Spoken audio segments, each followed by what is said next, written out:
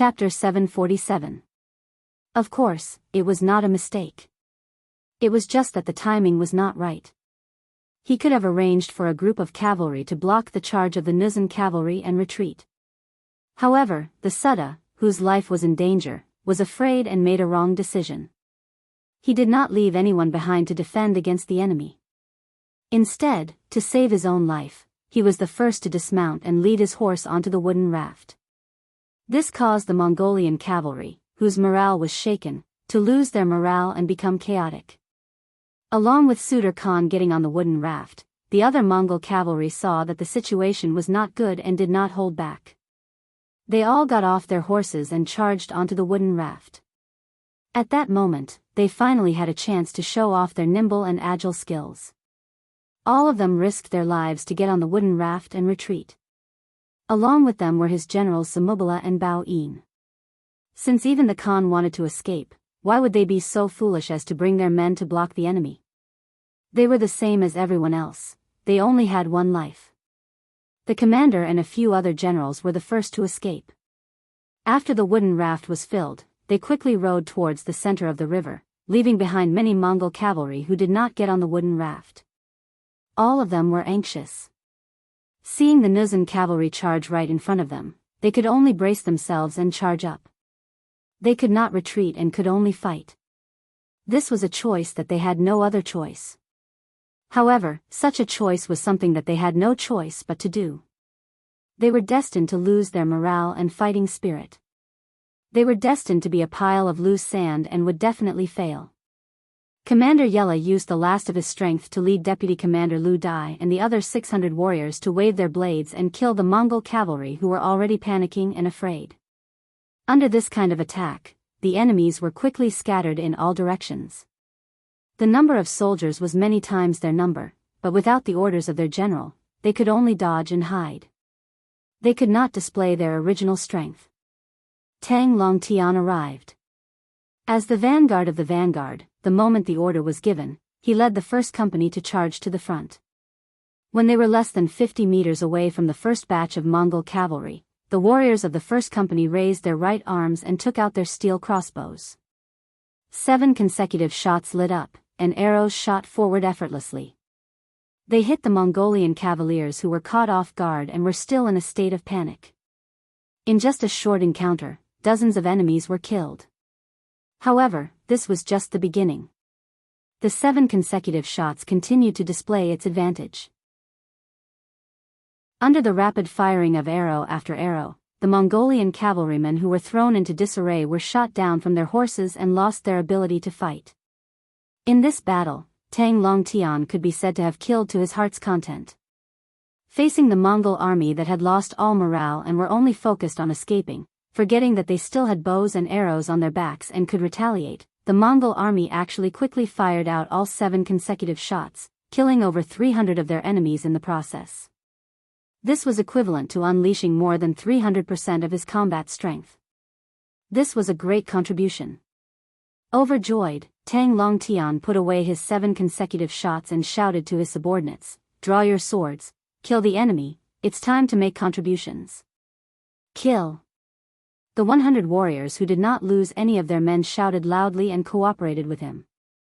Then, they followed behind their company commander and stabbed into the chaotic Mongolian cavaliers like a needle. Tang Longtian was charging forward with all his might, showing that he wanted to meet up with the Nuzan cavalry. Behind him, the commander of the 1st Battalion, Guofeng, led the other 3 companies and rushed over. Another wave of 7 consecutive shots heavily injured the Mongol cavalry, greatly reducing the enemy's strength and achieving the goal of heavily injuring the enemy and breaking their hearts. The 2nd and 3rd battalions followed the orders and attacked from the left and right, forcing the Mongol cavalry who were running away in all directions back to the main formation. Then, Division Commander Wu Xing led the 4th and 5th battalions to charge forward, giving the Mongol cavalry another heavy blow, causing them to feel as if they had nothing left to live for. In the middle of the Inma River, the wooden raft was still crossing the river. Cold sweat flowed down Khan Sud's forehead uncontrollably. He was afraid and angry. When he saw his soldiers on the riverbank facing the charge of the mercenaries, they were unable to fight back at all. When they were either dead or injured, his heart was bleeding. However, he was also glad that he was fast enough to escape into the river. Otherwise, he might really be in danger. However, he did not think that if he did not escape immediately and waited for battle, he might have a chance to bring more soldiers across the river. After all, the reinforcements this time were only a regiment of about 2,000 men. Moreover, one of the battalions was a reserve battalion. Their combat strength was not as strong as the other battalions. This was also why the 3 cold front regiments only had 5,200 men. However, it was too late to say anything now. He had already retreated, and no matter what, he would not go back. All he could do was pray in his heart and hope that his soldiers could rely on their own strength to escape. In fact, there were indeed some Mongol cavalry who were skilled in riding and had quick thinking who escaped. After all, they had the advantage in numbers. However, there were very few of them. During this battle, even though the 1st Regiment of the 3 Cold Vanguard Divisions did not use the 95 style they carried on their backs because they wanted to increase their accuracy when they fought on horseback, the 7 consecutive shots in their hands were still quite useful. The waves of arrows destroyed the courage of the Mongolian cavaliers, and there were less than 1,000 enemies who truly dared to flee at this moment. There were more than 600 people on the rafts, but 1,000 of them escaped. The rest were either killed, injured, or captured. The 10,000 Mongol army was killed by the Nuzan cavalry and the 3rd Cold Front Division. Around 6,000 people were injured and 1,500 people were captured. The war was finally over. As the wooden raft crossed the middle of the Inma River, it disappeared behind the other side. The Mongol cavalry who were still alive made a smart choice. They dismounted and surrendered. At this time, Wuxia came to the side of Commander Yella and Deputy Commander Lu Dai. "How are you guys? Do you need a medic to treat your injuries?" "We're fine. Even if we're injured, it's just that we don't have any strength left." Yella smiled bitterly and shook his head to reject the medic Wuxia sent. Although they had won the battle, their losses were also huge. Moreover, these losses were caused by his disobedience to military orders and making the wrong decision. This caused his expression to become unsightly. Yella did not even know what to do next. How could he face the 6th young master as a criminal? As if he could see that Yella was not in a good mood, Wuxia patted him on the shoulder and said, "Okay, don't think too much. The 6th young master is wise. You have to believe in this." The reason why Wuxia was so nice to Yella when he disobeyed orders was naturally because of the bravery he displayed. The 3,000 Nuzan cavalry actually fought the 10,000 Mongol cavalry for an entire night and even heavily injured them. This kind of result was not bad even in the 3rd Cold Front Division. Since they could fight, they should be respected. Wuxia's words seemed to give Yella some confidence. At the very least, he forced a smile on his face. "Thank you, Teacher Wu. No need to thank me. It's all because of your performance that I admire." Wuxia nodded gently and then said to the correspondent beside him, "Immediately send someone to report this matter to the 6th young master. At the same time, send someone to the nearby forest to find wood and get a carriage. I think the comrades of the Jurchen cavalry regiment are tired. Let them get on the carriage and have a good rest." The smoke of the battle gradually dissipated and the river drinking horse returned to silence. Wuxia, who had chased away the Sud, did not intend to pursue. Firstly, he did not have a ready-made wooden raft. If he wanted to rush, he would need time. Who knew where the enemy would escape during this time? Secondly, with the experience of Yella's Nuzan cavalry, if he forced his way across the river and the Mongol cavalry was waiting for him on the other side, wouldn't he be sending himself to be attacked? One was in the river and the other was on the shore. There was not much of an advantage. He didn't give the order to pursue and instead turned back. This indeed made the plan of Sud Khan, who was waiting on the other side of the Inma River, fail. Just as he crossed the river, another general under him, Naderasong, also brought 20,000 cavalry over. He then formed an encirclement and waited for the mercenaries to appear. However, after waiting for a long time and not seeing anyone, the Sud Khan sent a wooden raft across the river. Only then did he know that the mercenaries had already retreated.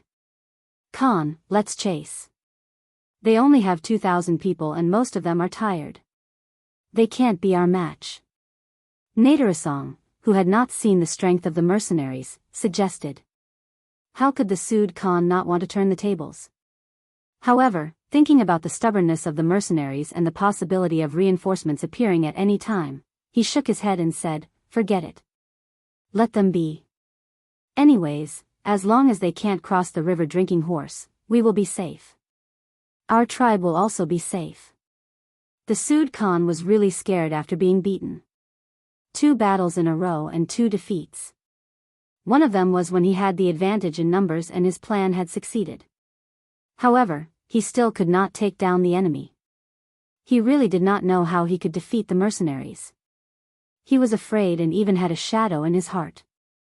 This was the result that Yang Chendong wanted. He did not expect to completely destroy the Mongol army in this battle. The enemy had 600,000 soldiers and soldiers. Such an opponent was not something that he could defeat with his current strength. He did not have such a big appetite. Beating the enemy until they were afraid and did not dare to find trouble with him was the main goal of this battle. Now it seemed that the strategy had been achieved. Just from this point alone, it was worth it to send out troops. Chapter 748. Wuxia retreated and soon met up with the main force of the Cold Front Division. Then, the army retreated and finally met up with Yang Chendong's army. At this time, Yi La and Lu Dai, who had been resting in the carriage, also regained their energy. As soon as they returned to the camp, the 2 of them knelt in front of the 6th young master's tent and didn't get up for a long time. Yang Chendong listened carefully to Wu Xing's report and learned about some details of the battlefield and the bravery of the Nuzan cavalry. 6th young master, these Nuzan cavalrymen are really good. If it were us cold vanguard warriors who didn't use guns, I'm afraid that they would be able to do the same. They are really good, so, Wu Xing stuttered, which attracted Yang Chendong's attention. What are you trying to say? Wu Xing's heart skipped a beat when Yang Chendong looked at him. Although he was now the commander of the Cold Front Division and was a high-ranking officer in the army, he was still a primary school student in front of Yang Chendong.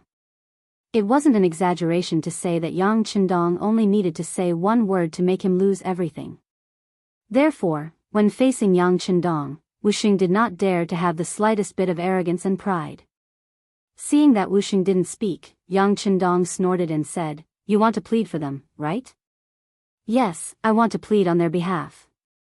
Wu Xing straightened his body and puffed out his chest as much as he could as he spoke. "Okay, then you can go out and kneel." This time, Yang Chendong didn't even raise his head and said this casually. Wu Xing was stunned when he heard this. He didn't seem to have heard it clearly and had a puzzled look on his face.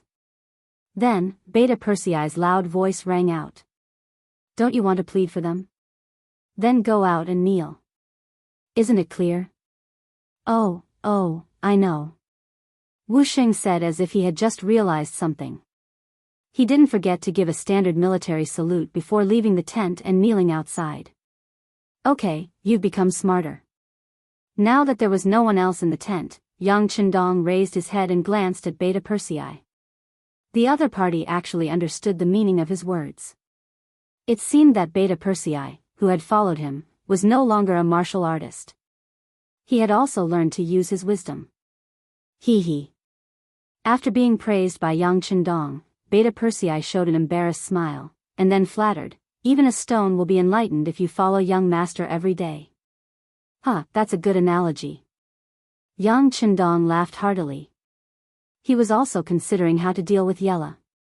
Logically speaking, if he disobeyed a military order, he would definitely be severely punished. The lightest punishment would be demotion, the heaviest punishment would be to have him retire from active service, or even to be charged with a crime. However, he had won the battle and showed his capable side. There weren't many of such generals even in the mercenary army. It would be a great loss to not let him lead the troops. He had to be punished even if he was guilty. Otherwise, if the other officers followed suit, wouldn't it be a mess? For a moment, Yang Chendong couldn't openly go easy on him. At this moment, Wuxia stood up and gave him a hint to solve the problem. In this way, he let the other party go out and beg for mercy.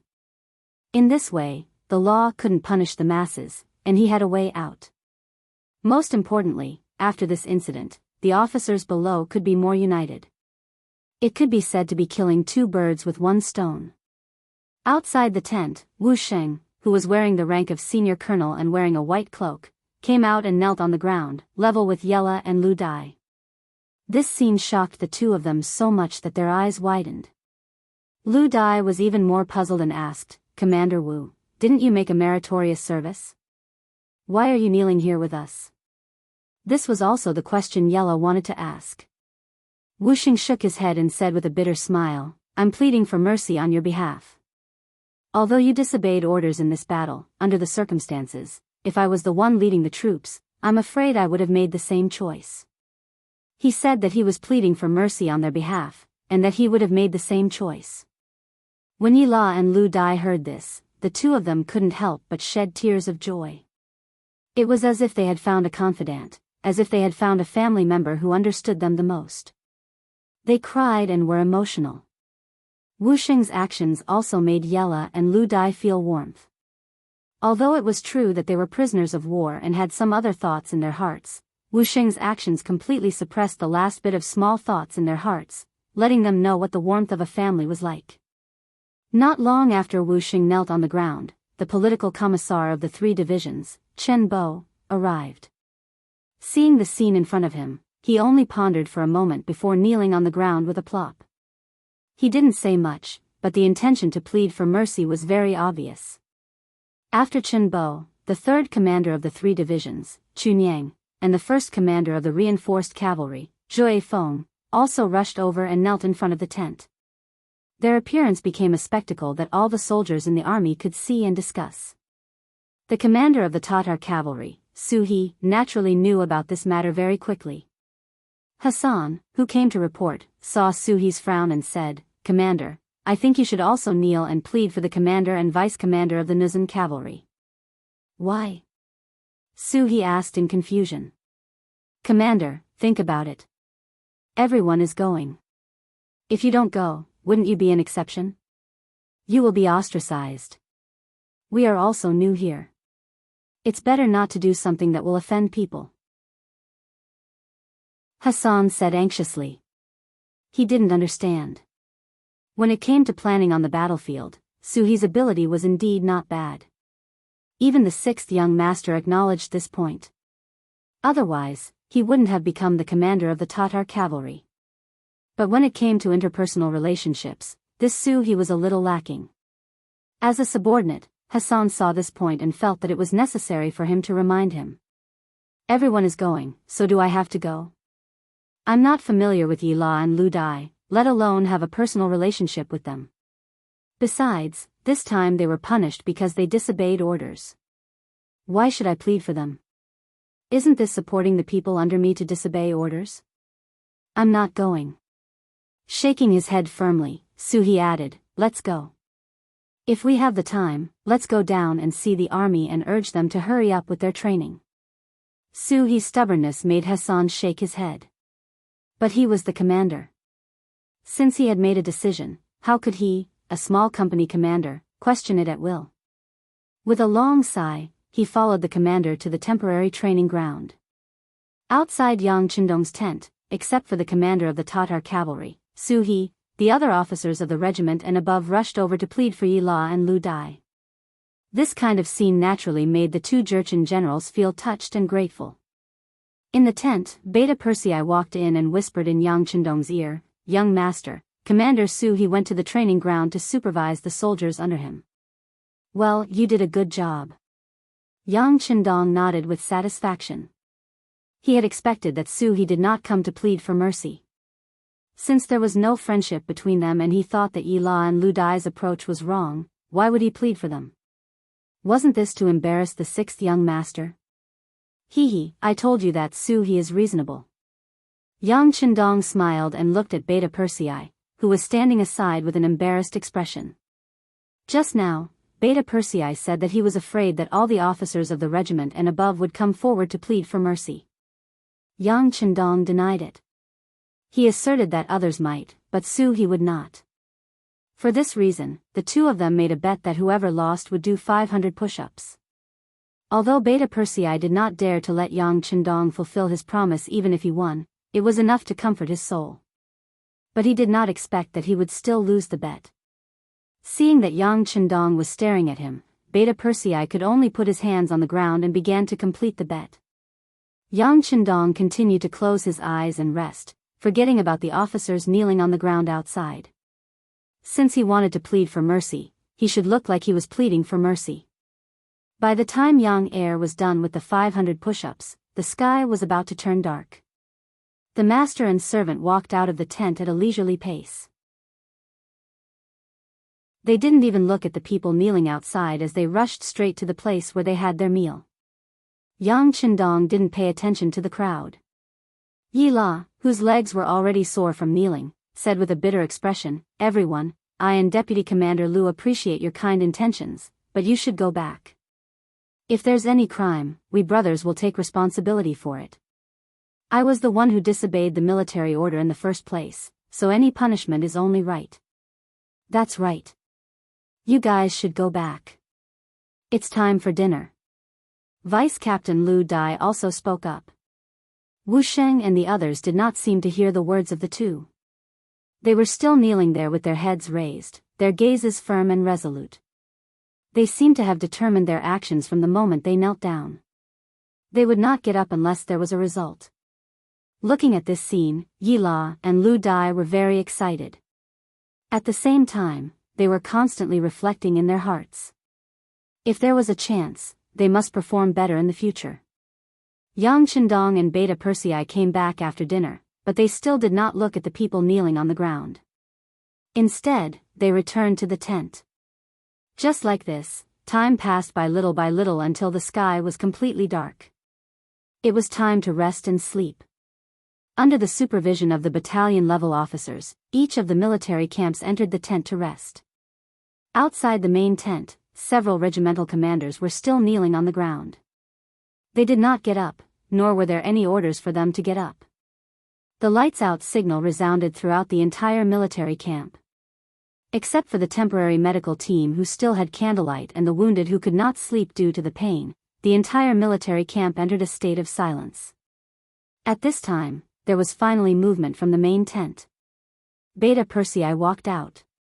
"Come in, all of you. The young master wants to see you." Chapter 749. "Yes." Wu Sheng and the others hurriedly responded.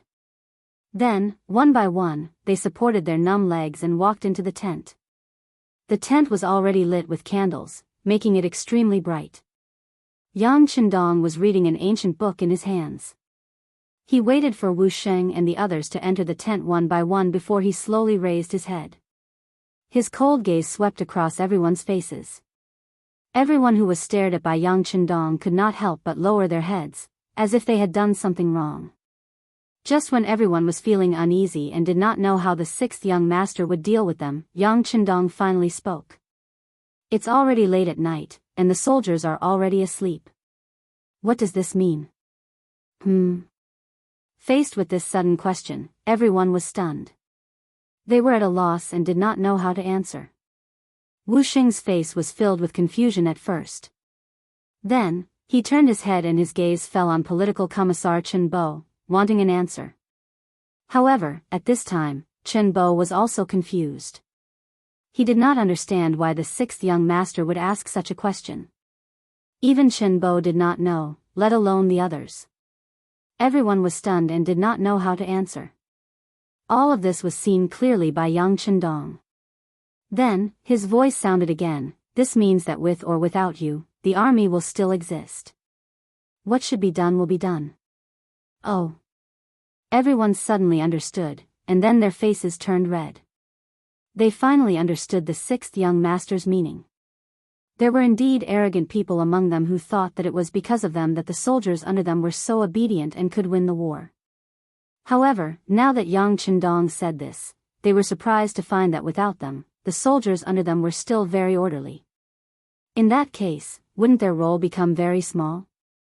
The reason why Yang Qindong chose to meet them after they fell asleep was to warn them in this way. Don't think that things will fall into chaos just because the army left. Facts have proven that the earth will continue to spin even without anyone, even without Yang Qindong. Yang Qindong sighed and said, facts have proven that it wasn't you who made these adorable warriors, but these adorable warriors who made you. So please put away your arrogance and think more about the warriors on the battlefield in the future. Sometimes, a wrong decision can cost them their lives. Do you understand? Yes, sixth young master, we understand. Everyone answered in unison. This was not a perfunctory reply, but a genuine sense of regret in his heart. Everyone looked regretful. Yi La and Lu Dai knelt on the ground again and said, sixth young master, we were wrong. We thought too highly of ourselves and didn't care about the safety of our brothers. You were wrong. Because of your wrong decision, many Jurchen elites died. This is a lesson that not only you, but everyone else must remember. Yes, we will remember. Wu Sheng, Chen Bo, and the others answered as if they had benefited greatly. It was obvious that this sentence came from the bottom of their hearts.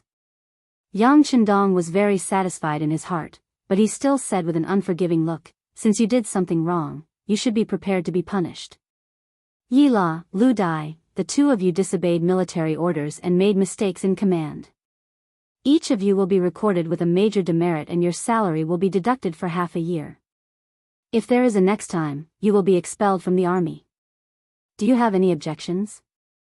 Hearing that they could continue to lead troops, Yi La and Lu Dai did not dare to have any objections. They nodded and promised that there would not be a next time. As for the others, each of you will be recorded with a demerit and your salary will be deducted for half a year. Do you have any objections? Wu Sheng and the others did not expect that when they came to plead for leniency, they would also be punished. They did not care about the salary for half a year. As long as they made contributions, they would be able to receive shiny silver. This was much more than their salary. But since it was Yang Qindong's order, no one dared to object. They all nodded in agreement. They did not know that the reason why he was so strict and even punished those who pleaded for leniency was because Yang Qindong did not want this to happen a second time. Otherwise, once someone made a mistake, the others would also plead for leniency. Wouldn't that be a mess?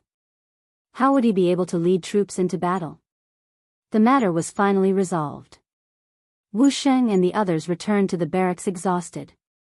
Yang Qindong put down the ancient book in his hand and came to the sand table in the tent.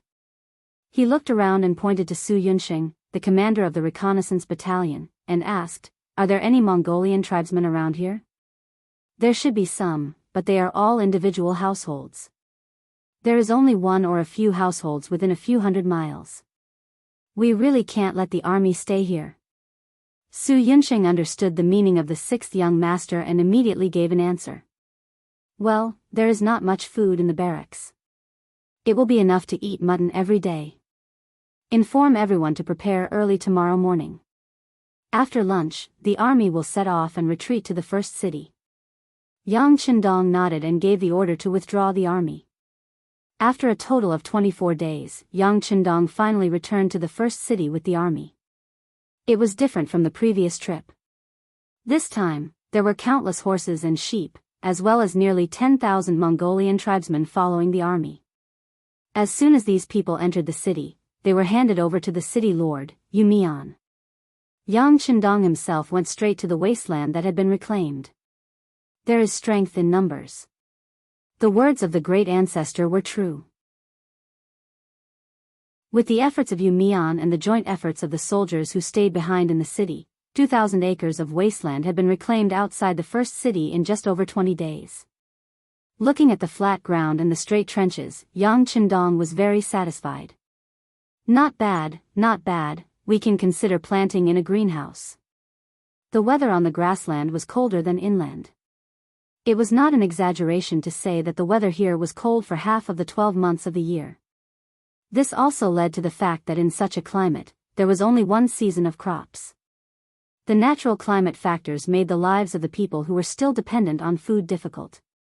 It was something that was difficult to change. But because of the arrival of Yang Qindong, this was destined to change. Planting vegetables in a greenhouse was the first reform that he wanted to carry out. Whether it was an army or a country, it was fine.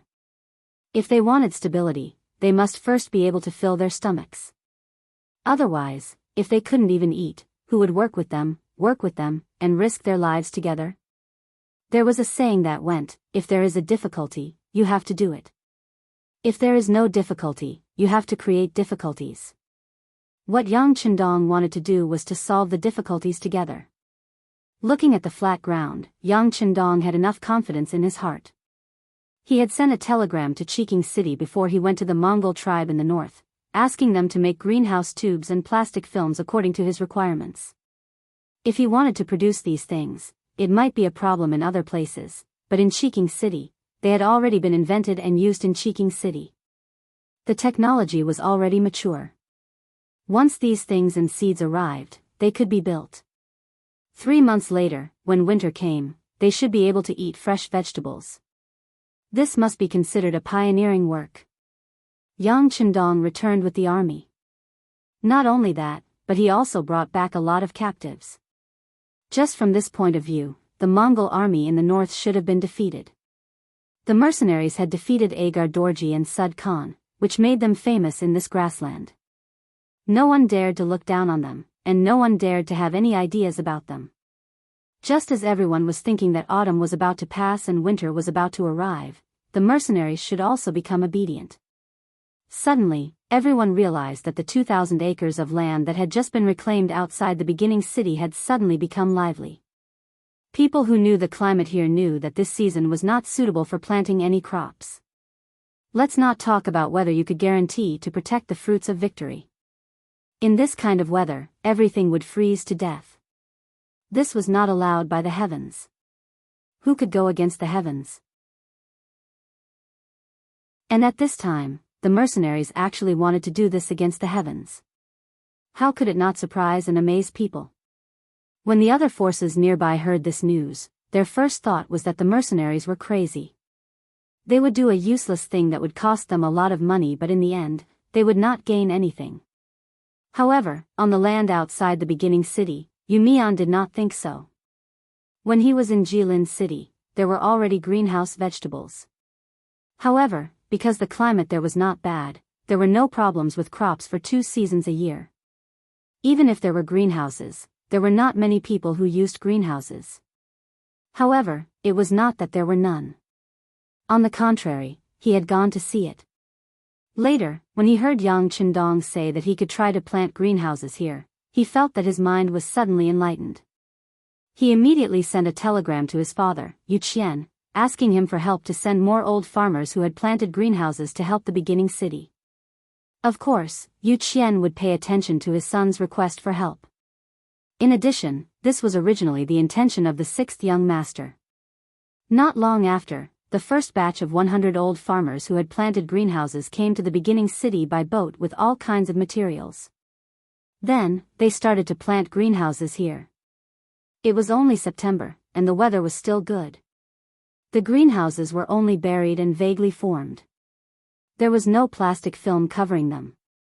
Therefore, in the eyes of the locals, this move was a manifestation of the mercenaries' craziness. Knowledge could change one's fate and life. At that time, no one realized what kind of harvest the mercenaries would have 3 months later. You have to pay attention to the temperature when planting vegetables in the greenhouses. The plastic film is too thin. If the temperature outside is too low, the vegetables inside might freeze to death. You also have to pay attention to insect and pest prevention. Chapter 750. We have to solve the problem of ventilation and sunlight. Once it snows heavily, we have to clean it up in time. Not only can we let the sunlight shine, but we can't let the heavy snow collapse the greenhouse. Yang Qindong introduced his experience to Yu Mian and the 100 old farmers. Although these old farmers were veterans in planting crops, the climate in Crimson City was different from that of the first city. He still had to list out the things to take note of one by one. Yu Mian and the old farmers listened with shining eyes. They had nothing but admiration for Yang Chendong. This sixth young master acted as if there was nothing that he didn't know. Anything that was placed in front of him was no longer a problem. Yang Chendong left the matter of planting in the greenhouse to Yu Mian and these experienced old farmers. Instead, he turned around and focused his energy on military training. As mentioned before, the weather in the grasslands would be cold for nearly half a year. How could the army get used to fighting in the cold weather? This was the focus of military training. Send a message to Crimson City and ask them to make more military cotton coats and light down jackets. Tell them that the quality must be good. If anyone dares to use inferior cotton to make up the numbers, they will bring their heads to see me. Yang Chendong said to Beta Persei, who was following beside him. He still remembered that such a thing had happened to the national army. In the cold weather, the soldiers wore cotton-padded clothes made of cotton without cotton and inferior black cotton. In the end, who knew how many people had frozen to death and frostbite? Such a mistake could never happen to him. If anyone dared to do so, they would be waiting to die. Inform Crimson City to make some hot water belts. Make sure that everyone has one. Didn't I tell them that the frostbite cream I gave them last time was already developed? Then, mass produce it. All the anti-cold items should also be prepared. Yang Chendong listed out a bunch of items. This was what it meant to prepare for a rainy day. Opportunities were always given to those who were prepared, and you had to be prepared. In the first city, preparations were also being made to welcome the arrival of winter. One after another, fireplaces were built by Wu Hua and the other blacksmiths, and installed in the homes of the common people. What was worth being happy about was that Yang Chendong also found an underground coal mine not far from the first city according to his memory. Once he had this thing, it would not be difficult to keep warm in winter. At that time, the people here would go through their first warm winter together. It would be a very pleasant and joyful thing. Datong Military Headquarters. As Bai Ming's first line of defense against Walla's army, Commander Sun Hong felt a lot of pressure. He had sent letters to Bai Ming's capital 5 times to request for reinforcements. While complaining about the bad situation, he also requested the imperial court to send reinforcements. On the surface, they were constantly writing memorials asking for help, but in their hearts, they were cursing Shi Heng's nephew Shi Biao's 8 generations of ancestors.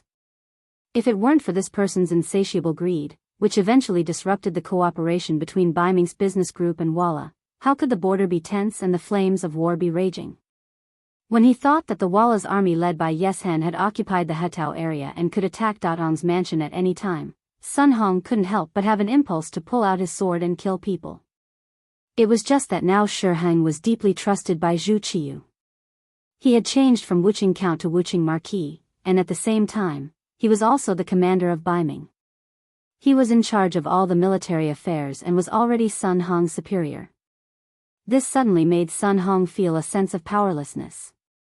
And just when Hetao had become Walla's possession and it seemed that Datong's mansion would face a war at any time and might even be lost at any time, the other party suddenly stopped.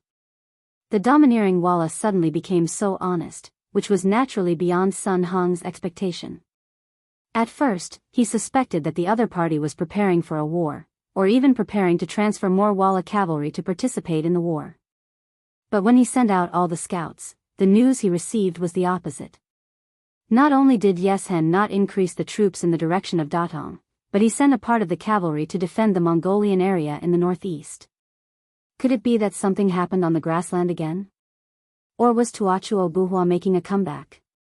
Sun Hong was naturally clear about the matter of Yeshen cooperating with Agar Dorji to deal with Tuachuo Buhua. It was precisely because he was clear that he thought so. Therefore, he sent out some scouts to further places to gather information. More than 2 months after this person was sent out, he finally returned with news. The answer turned out to be that the Duke of Loyalty suddenly appeared on the grassland and built a first city. He continuously fought with Agar Dorji and Mabe Mongol and won both. Sun Hong was originally the deputy chief of Datong and had always been guarding the border. He had only heard of the Duke of Loyalty but had never met him. But he had heard a lot about his glorious achievements. He also knew that although this person was young, his talent in business was amazing, especially when it came to leading troops to war. He was actually outstanding among people. Previously, when Baiming's capital was in danger, it was he who brought a few mercenaries and some people from the capital's 5 cities warden's office to defeat the powerful Walla cavalry. Later, he also made Yeshen give in, and the two sides had business relations, which bought a lot of time for Baiming's development. Later, there was a rebellion in the south of the southern Ming dynasty, and it was this Duke of Loyalty who not only stopped and eliminated the rebellion, but also took down 2 small countries, Jianghu and Lansang, and established a province there. This action was clearly to establish the power of an independent country. It was said that this action made many officials in the court furious. Many memorials were sent, but in the end, it was like a stone sinking into the sea. Regarding this, Sun Hong could understand. After all, Jianghu and Lansang were too far away from Baiming. If they wanted to send troops to eliminate them, they would have to pass through the southern Ming dynasty. How could Zhu Qiyu agree? Not to mention, even if they did send troops, it was still unknown whether they could defeat the mercenaries. The turmoil in the south made Baiming feel like it was sitting on pins and needles, but there was nothing it could do. It had to be said that this Duke of Loyalty was amazing.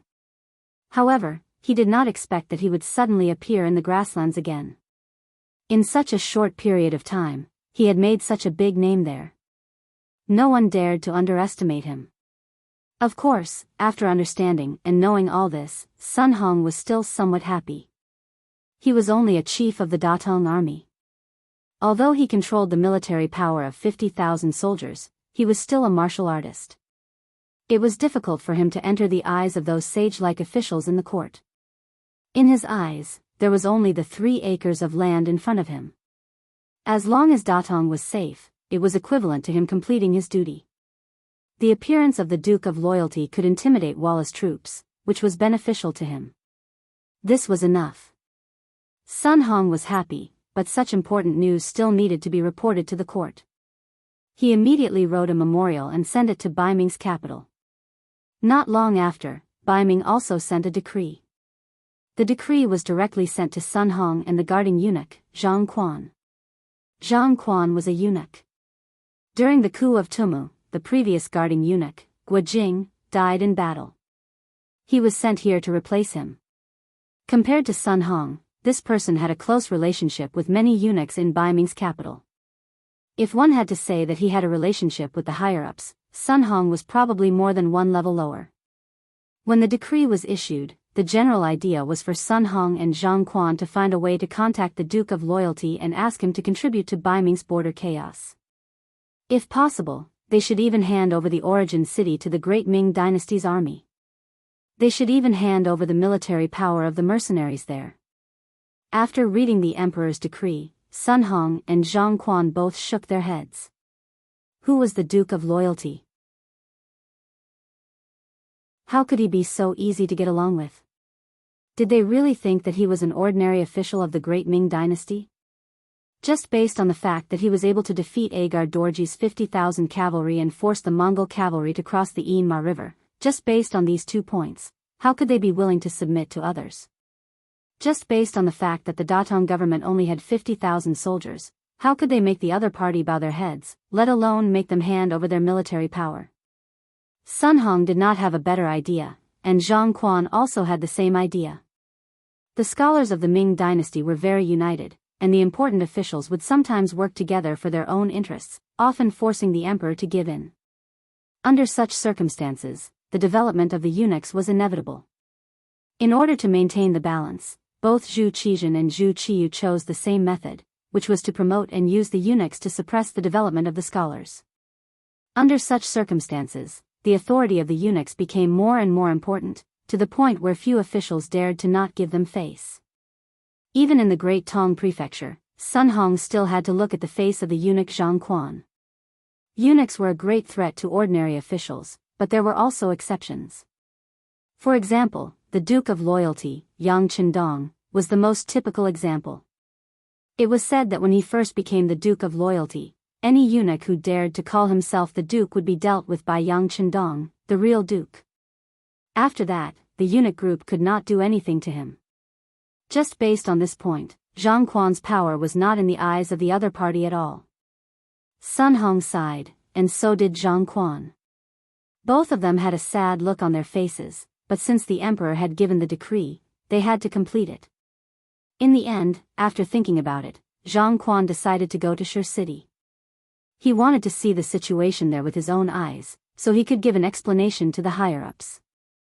Sun Hong was naturally happy that Zhang Quan was willing to go.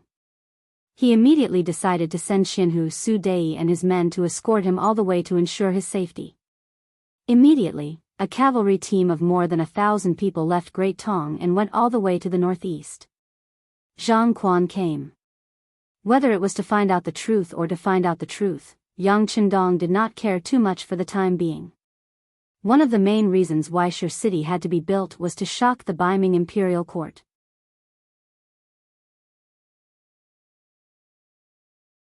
Chapter 751. The establishment of Vietnam and Laos was indirectly tantamount to a falling out with Baiming and Southern Ming. Anyone with a clear head could see his ambition. They just didn't want to act rashly because of the strength he had shown. In the eyes of others, this was enough to be proud of, but in Yang Qindong's eyes, it was far from enough. He didn't forget that there were still 2 madams in Baiming's capital. Back then, they were there to be hostages so that the emperor of Baiming, Zhu Qiyu, wouldn't suspect him. Moreover, his brothers and sisters were all in the capital of the Northern Ming dynasty. Normally, he couldn't see the existence of these people, but if he really did tear off all pretense of cordiality, they might become his weak points. The Security Bureau had already sent a message. Whether it was the immortal abode in the capital, the residences of his brothers and sisters in heaven beyond heaven, or even the Yang family manor 15 li south of the city, the embroidered uniform guard spies could often be seen. They were watching these people to send a message to Yang Qindong: don't go too far. Otherwise, these family members could be in trouble at any time. With these embroidered uniform guards watching, Yang Qindong couldn't send all his family members out of Baiming's capital at the same time. For the safety of his family members and to give Baiming enough deterrence, Yang Qindong chose to build a city in the northeast of Baiming, which was the origin city. This place wasn't like the south of Southern Ming, where there were countries big and small for him to conquer and form enough influence. Since this was the case, he would build a new city here and have a force to threaten Baiming's imperial court so that they wouldn't dare to do anything to his family members. The establishment of the origin city didn't go against Yang Qindong's original intention when he came here. Its construction and existence had effectively deterred Wara. According to the Security Bureau, Yes Hen had become much more well-behaved. After occupying the Hetao region, he did not launch an attack on Datong Prefecture. He had achieved his initial strategic goal, which was to maintain the balance between Baiming and the grassland tribes. Now, what he needed to do was to make the first city even more powerful so that no one or any force would dare to have any ideas about it. As long as the origin city existed for a day, it would form a great deterrence to all the surrounding forces. As time passed, this deterrence would achieve the goal of subduing the enemy without fighting. At least, it would be much easier to deal with than before. This was a relationship that complemented each other. The development of the first city had become the most important thing in Yang Qindong's eyes. Of course, building and developing the first city was only the first step. Next, Yang Qindong needed to do more things, such as continue to expand his territory and influence. In order to achieve the huge goal of the Han people walking at the top of the world in the future, whether it was Baiming or Southern Ming, Yang Qindong had no intention of conquering by force now. It was even possible that he would have to avoid large-scale attacks in the future. However, when it came to the land outside of Northern Ming, he didn't have so many concerns. The problem was, if he wanted to expand, who should he choose as his next military target? After thinking about it, Yang Qindong's gaze fell on the northeast, on the land of Russia ruled by the Golden Horde. The Golden Horde was one of the few remaining Golden Horde families with the purest bloodline in the Mongolian forces.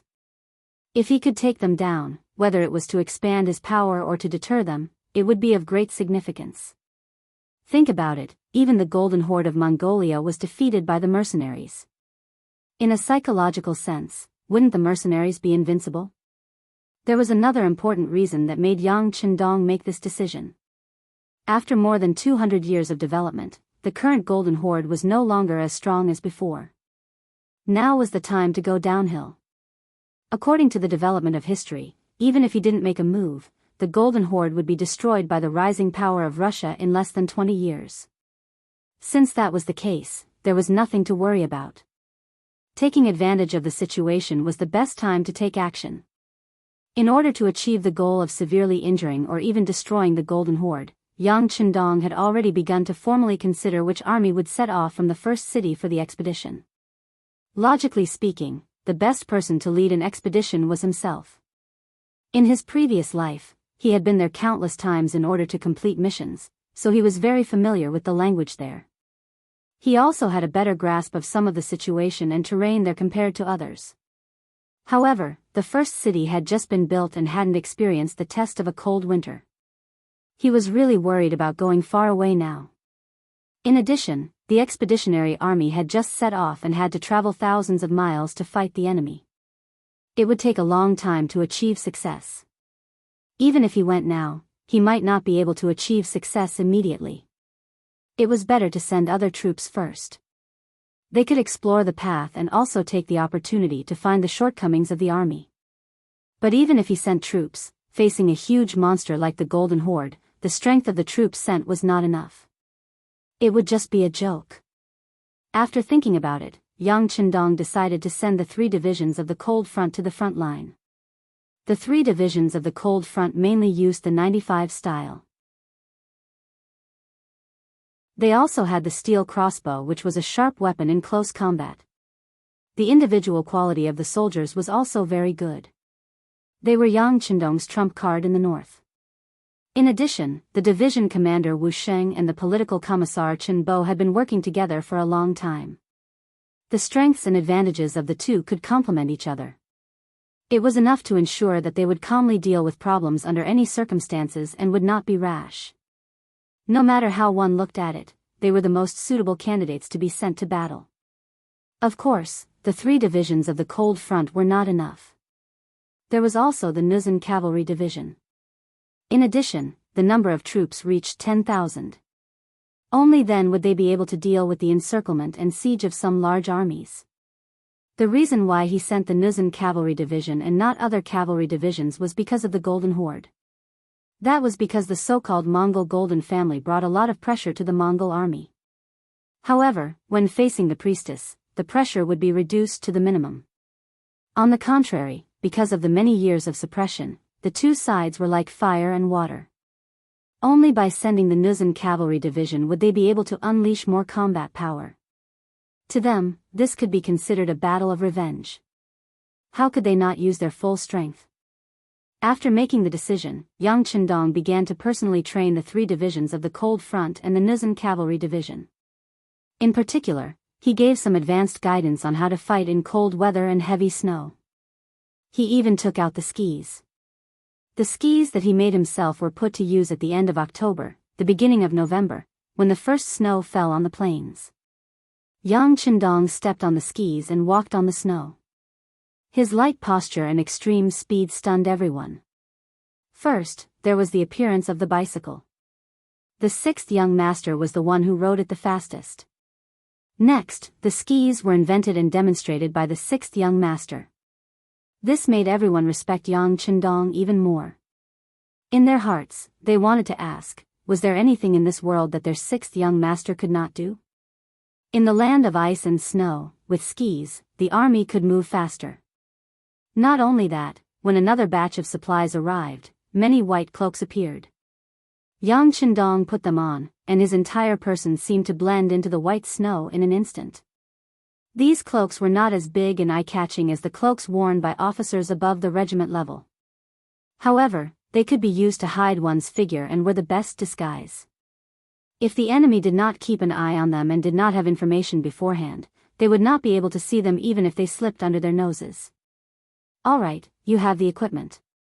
You can train with it now.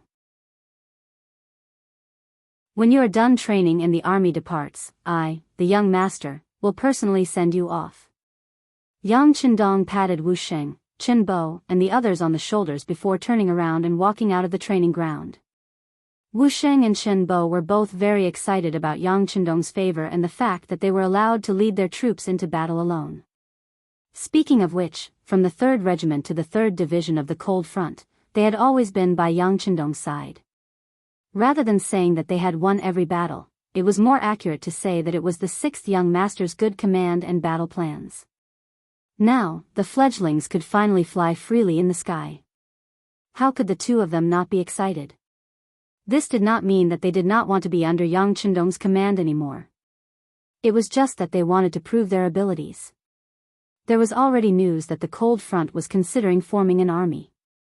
It was very likely that the first army would be built in the rear headquarters, Qiqian City.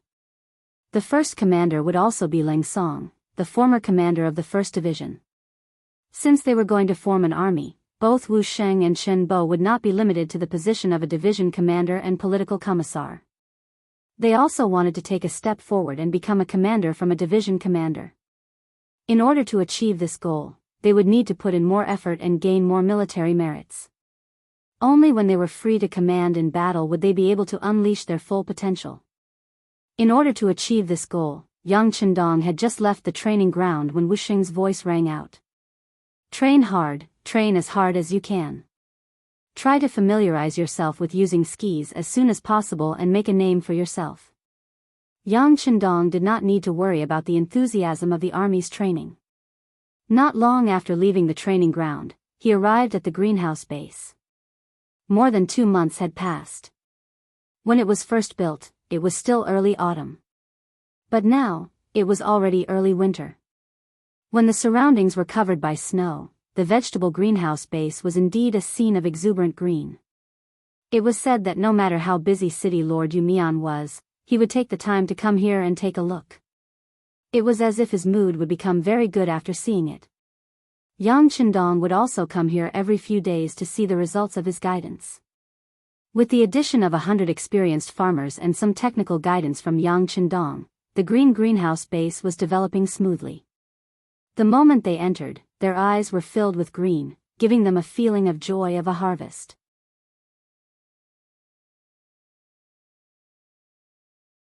Chapter 752. 6th Young Master, we've calculated. In about half a month, some of the vegetables will be ripe and ready to be served on the table. When the experienced old farmer who stayed here saw Yang Qindong come to inspect again, he said as if he was showing off his merit. Hee, good. Yang Qindong nodded in satisfaction. Looking at the patches of green in front of him, he was as happy as looking at piles of gold. It was not an exaggeration to say that the value of green vegetables in this place was not much different from gold. At this time in the past, other than the mutton that the people of the grassland ate all year round, most of the vegetables that were buried deep in the cellar, such as radishes and cabbages. Of course, because of Yang Qindong's appearance, there was now an additional potato. But no matter what, with only these few vegetables being exchanged, there would be a time when people would get tired of eating them. Now that these various varieties of green vegetables could be taken out, there was no need to worry about the sales even if they were sold at a high price. The only thing to consider was the lack of ingredients and the lack of supply. Unknowingly, Yumian also appeared in the greenhouse base with a face full of excitement. When he saw that Yang Qindong was also here, he almost jogged all the way over. 6th Young Master, you're really amazing. Hee, don't flatter me. Yang Qindong smiled at Yumian. This is not flattery, these are sincere words. If you don't believe me, you can go to the city and listen to what the people in the city say. They all see you as a god, as someone sent by Changtian. Yumian's words were not exaggerated. After seeing the progress of the greenhouse base, he deliberately arranged for 100 people in the city to enter the greenhouse base to observe every day. It was the appearance of these 100 people every day that turned their surprise into excitement. Then, under the word of mouth, the appearance of the greenhouse base, as well as Yang Qindong, who was the mastermind, began to be infinitely exaggerated. Until now, many people outside had said that Yang Qindong was someone sent by the everlasting heaven to help them. As a direct result, more and more commoners joined the first city, reaching nearly 50,000 people. To be able to grow from nothing to nearly 50,000 people in the grasslands in just 3 or 4 months was not as simple as it seemed. It was truly a miracle, an unprecedented feat. There weren't many people on the prairie to begin with, and each of them had their own tribes. It wasn't easy to gather everyone together. Even if you had a powerful armed force, it would be difficult to do so. After all, everyone lived far apart. No matter how powerful you were, you could always hide if you couldn't beat them. But now, these people came to the first city of their own accord. The streets in the city were so spacious, neat, and hygienic. When they walked into the house, it was cold outside, but the room was as warm as spring after the fireplace was burning. The greenhouse was green as if it was midsummer. The cavalry outside the city was full of fighting spirit, and their morale was like a song. The major restaurants in the city had opened, and sometimes, they could see some programs that praised the grassland people's strength to face life and the mercenary army's bravery to kill the enemy. All of these really injected a warm current into the cold weather, and it went straight into people's hearts, making everyone really like this place. Sixth young master, you're right to transfer some of the female soldiers from Qiqian City. It's funny that I opposed it before, afraid that these young and beautiful female soldiers would appear here and cause some chaos. Now, it seems that I didn't see the big picture enough and didn't observe things clearly enough. Whenever they performed, the restaurant would be filled to the brim. This was especially true for the newly built Immortal Abode, which was the largest restaurant in the city. Whenever the female soldiers performed, it would be even more difficult to get a seat. Thus, they had to pay quite a bit of business tax to the origin city. This made him, as the city lord, even more confident in doing things. Yu Mian sighed with emotion. Well, you're right about this. The construction of spiritual civilization is also an indispensable part of people's lives. What is happiness? It's not as simple as having enough to eat and clothes to wear. It should be more reasonable and have higher goals. Yang Chendong nodded and said a few words that made Yu Mian feel as if he had obtained a treasure. Yu Mian kept nodding and even took out a pen and paper from his body as if he was performing magic. When he saw that Yang Chendong seemed to have finished speaking, he asked for instructions again. Sixth young master, it's winter now, and most of the people don't have anything to do. Especially after seeing the prosperity of the city, they feel that their pockets are flat and embarrassed. Some of the young and strong people are asking to join the army even louder. They have people blocking the entrance of the city lord's mansion every day. What should we do? After everything in the first city was on the right track, Yang Chendong gave the newly built city lord's mansion to Yu Mian for his office, changing the original city lord's mansion to the Yang mansion. The people respected Yang Chendong and didn't dare to find trouble with Yang Chendong. However, when they went to the city lord's mansion, they didn't feel any burden. Sometimes, when he wanted to go out of the mansion to do things, he had to go through the side door or the back door. Listening to Yu Mian complaining, Yang Chendong nodded after hesitating for a while. With so many young and strong people having nothing to do, it was inevitable that there would be various problems after a long time. At this time, the first city must not be in chaos. Such a good situation couldn't be changed by internal chaos. How about this? We can consider recruiting. The 3 divisions of the Langfeng Division and the Nuzhen Cavalry Regiment will soon go to the north. The first city's military strength will become empty. Appropriate recruitment can also make up for our own shortcomings. However, even if we recruit, we can't use all of them. Consider setting up 3 new divisions first. I will arrange for Tiger's Mane to do the specific things. You just need to post the notice and let the people in the city know. By the way, there should be many women in the city who have nothing to do, right? Yes. When Yu Mian heard that they could recruit, he was overjoyed. When he heard Yang Chendong ask about the women at home, he felt that there must be something behind it. He immediately said, usually, at this time, they can graze in the place they choose. However, when they enter the first city, they sell their livestock to us. A very small number of them are kept together and implement the common grazing policy. Now, more and more women are idle at home. It will be a hidden danger after a long time. Set up a textile bureau and let these women make clothes. I will send a telegram to the Red City and ask them to send the raw materials over. Also, send some experienced weavers. Although the money won't be much, it should be enough to support the family.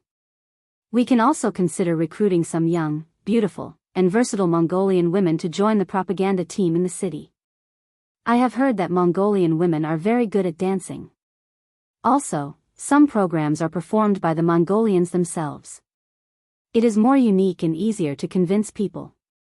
After coming up with so many ideas, Yumian wrote them down one by one in his notebook.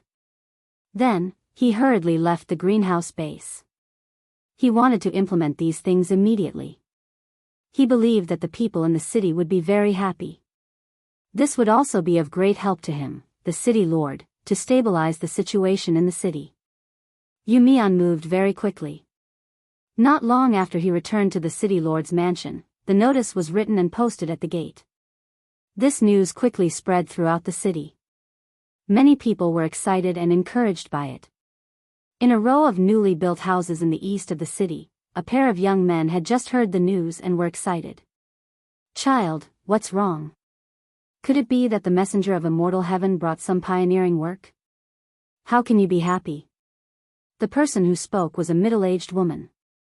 From her appearance, it could be seen that she must be an extremely beautiful person when she was young. At this time, wrinkles had begun to appear on her face. However, her eyes were still bright and full of spirit. With her facial features, she gave people a very amiable feeling. This woman's name was Ba Dama. In Chinese, it meant lotus. When she was young, she was a famous beauty. Later on, she married a very brave man and gave birth to a daughter, Kikij, and a son, Ba Tuesday. Originally, this was a happy family of 4. When Ba Tu was old enough, he could sell some of his sheep and horses to raise money for his son to marry a wife. However, there was an unexpected storm. During one of their herding, a group of 4 scouts under Wuxia Xianxia accidentally came to their door. They took a fancy to the young and beautiful Kikij and wanted to kidnap her.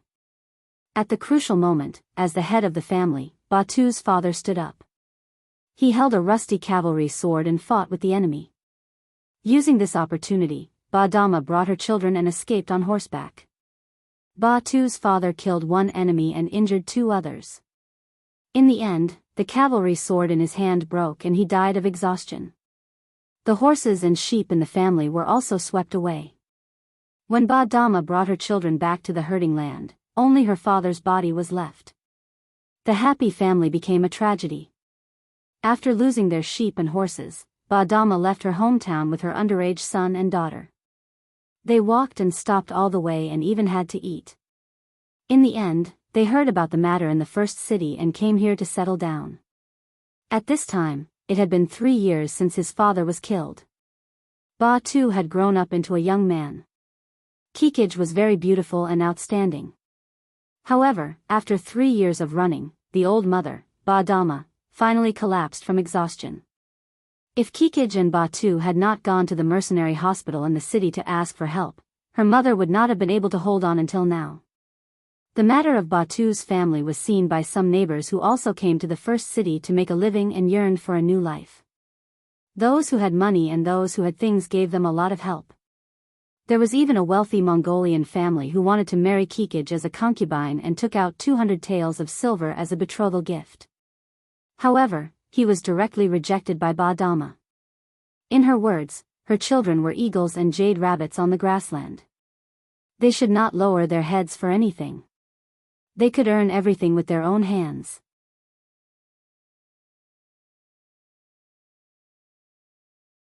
Chapter 753. It was easy to say. The marriage was rejected because Ba Dama wanted to find a better family for her children.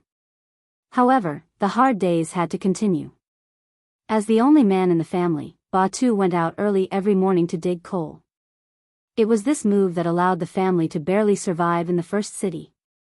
However, with the arrival of winter, many things in the city had to stop. The work of digging coal was not as easy as before. They wanted to find another way, but how difficult was it to find a job? Ba Tu even tried to work as a waiter in some restaurants.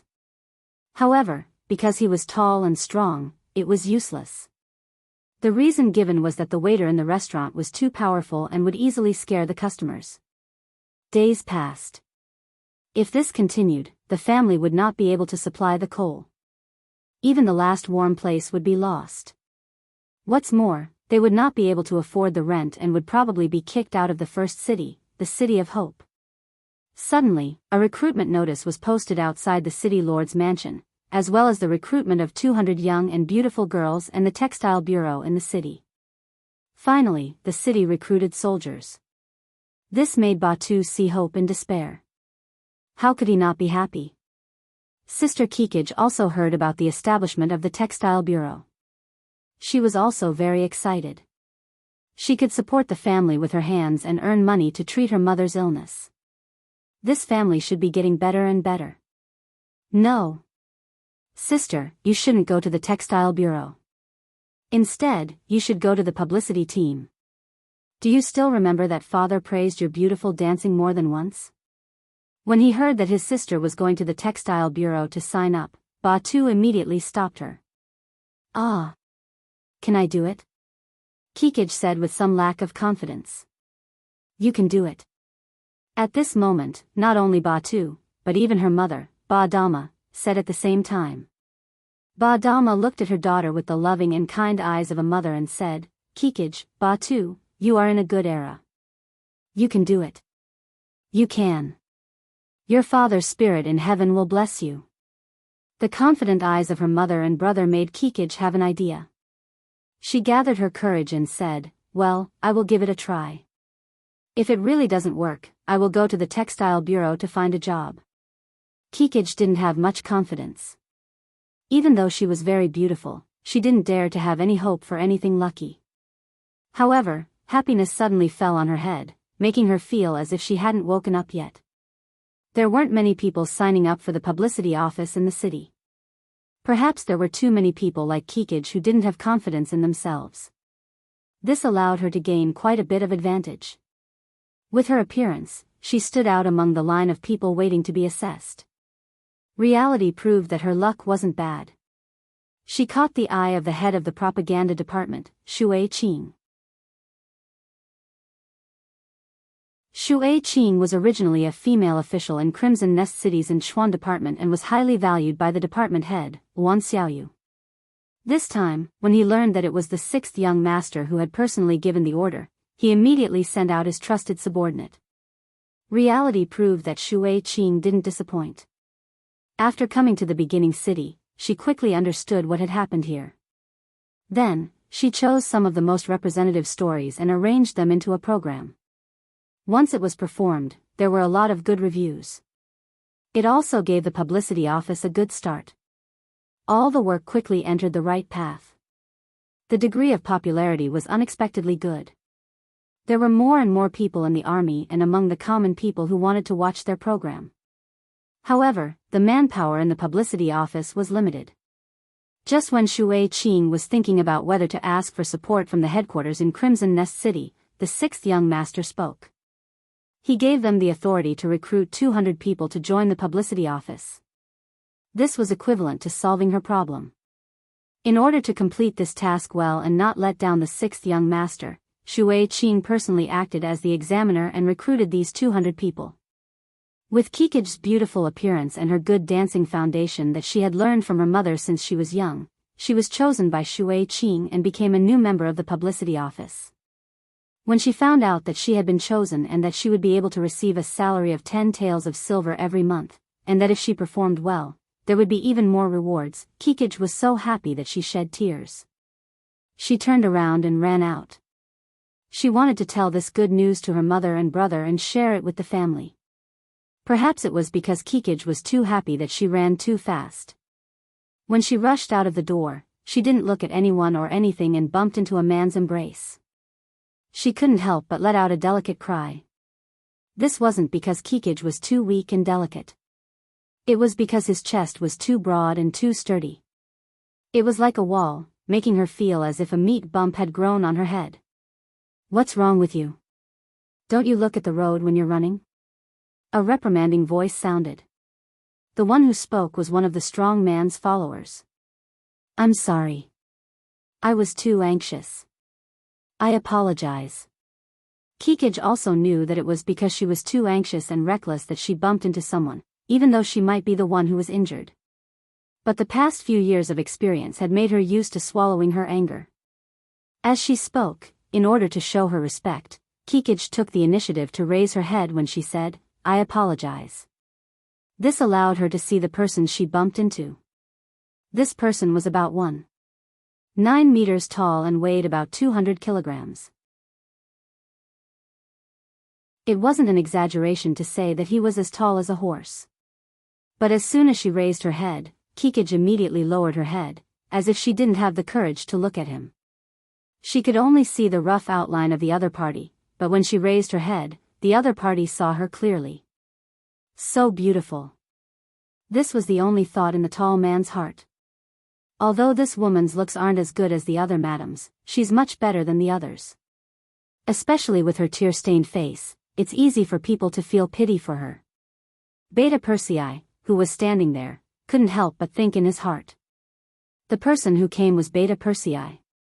Yang Chendong considered that today was the recruitment day of the publicity department and wondered if anyone would come here to cause trouble. After all, there were only girls here, and it wouldn't be good if they were scared. Thus, he sent Beta Persei over to take a look.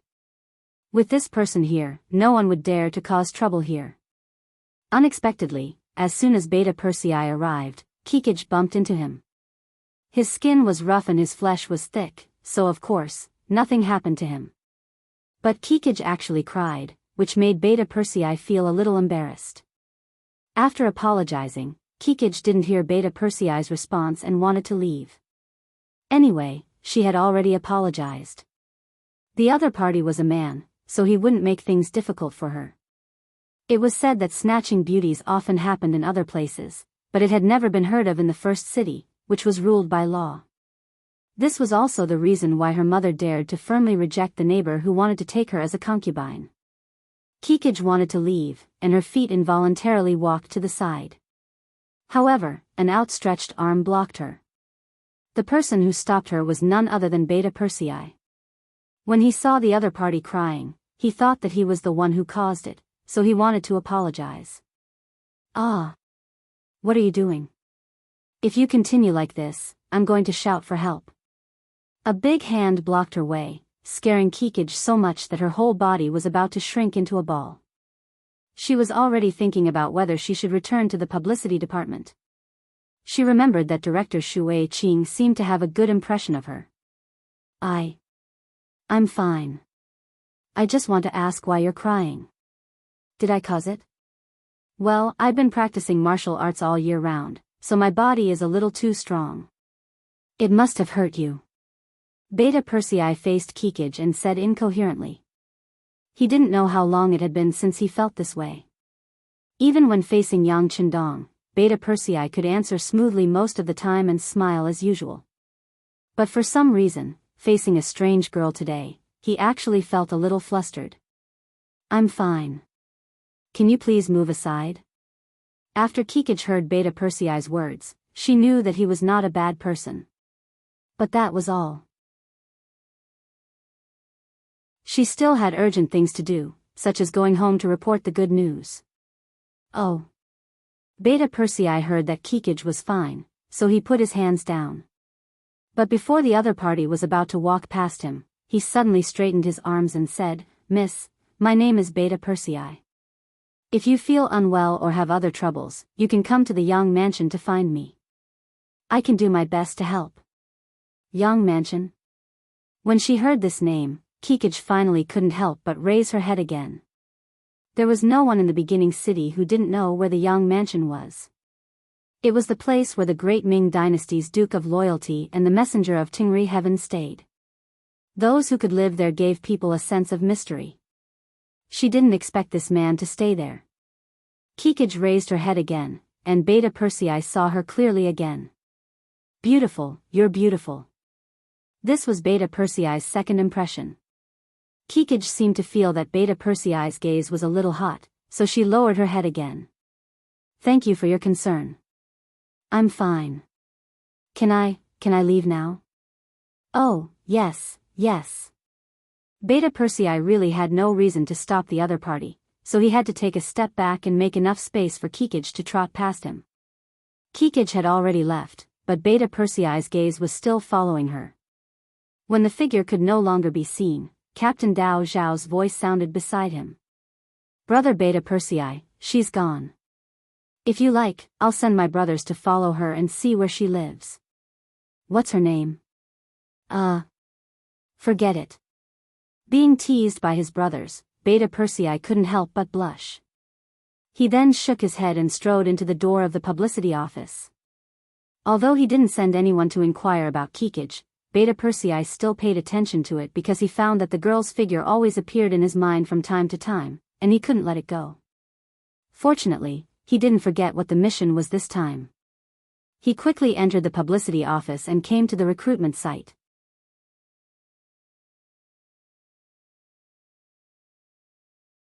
Chapter 754. As soon as he entered, his bulky figure quickly attracted the attention of many people. Director Shui Qing also saw Beta Persei at the first moment and hurriedly came over to greet him. This was the person beside the sixth young master, and he was also a popular person. He absolutely could not be offended. Brother Beta Persei, why do you have time to inspect our small yamen? Shui Qing walked over with a smile on her face. Originally, she wanted to call Beta Persei master, just like how the people in Crimson City called Jianghu. However, after someone called Beta Persei that way, he was scolded. What a joke, the sixth young master was only a duke, how dare they call him master? For this matter, he personally sent a telegram to Yang Wu in Crimson City, severely criticizing him. Yang Wu was also somewhat wronged. He did not request to be called Master Yang Wu, but the people below took the initiative to call him Master Yang. However, even with Beta Persei's angry reprimand, Yang Wu also asked everyone in Crimson City to call him Yang Wu in the future. If not, they could call him Brother Yang Wu. Anyway, Master Yang Wu was not allowed. Whoever called him that could only be punished.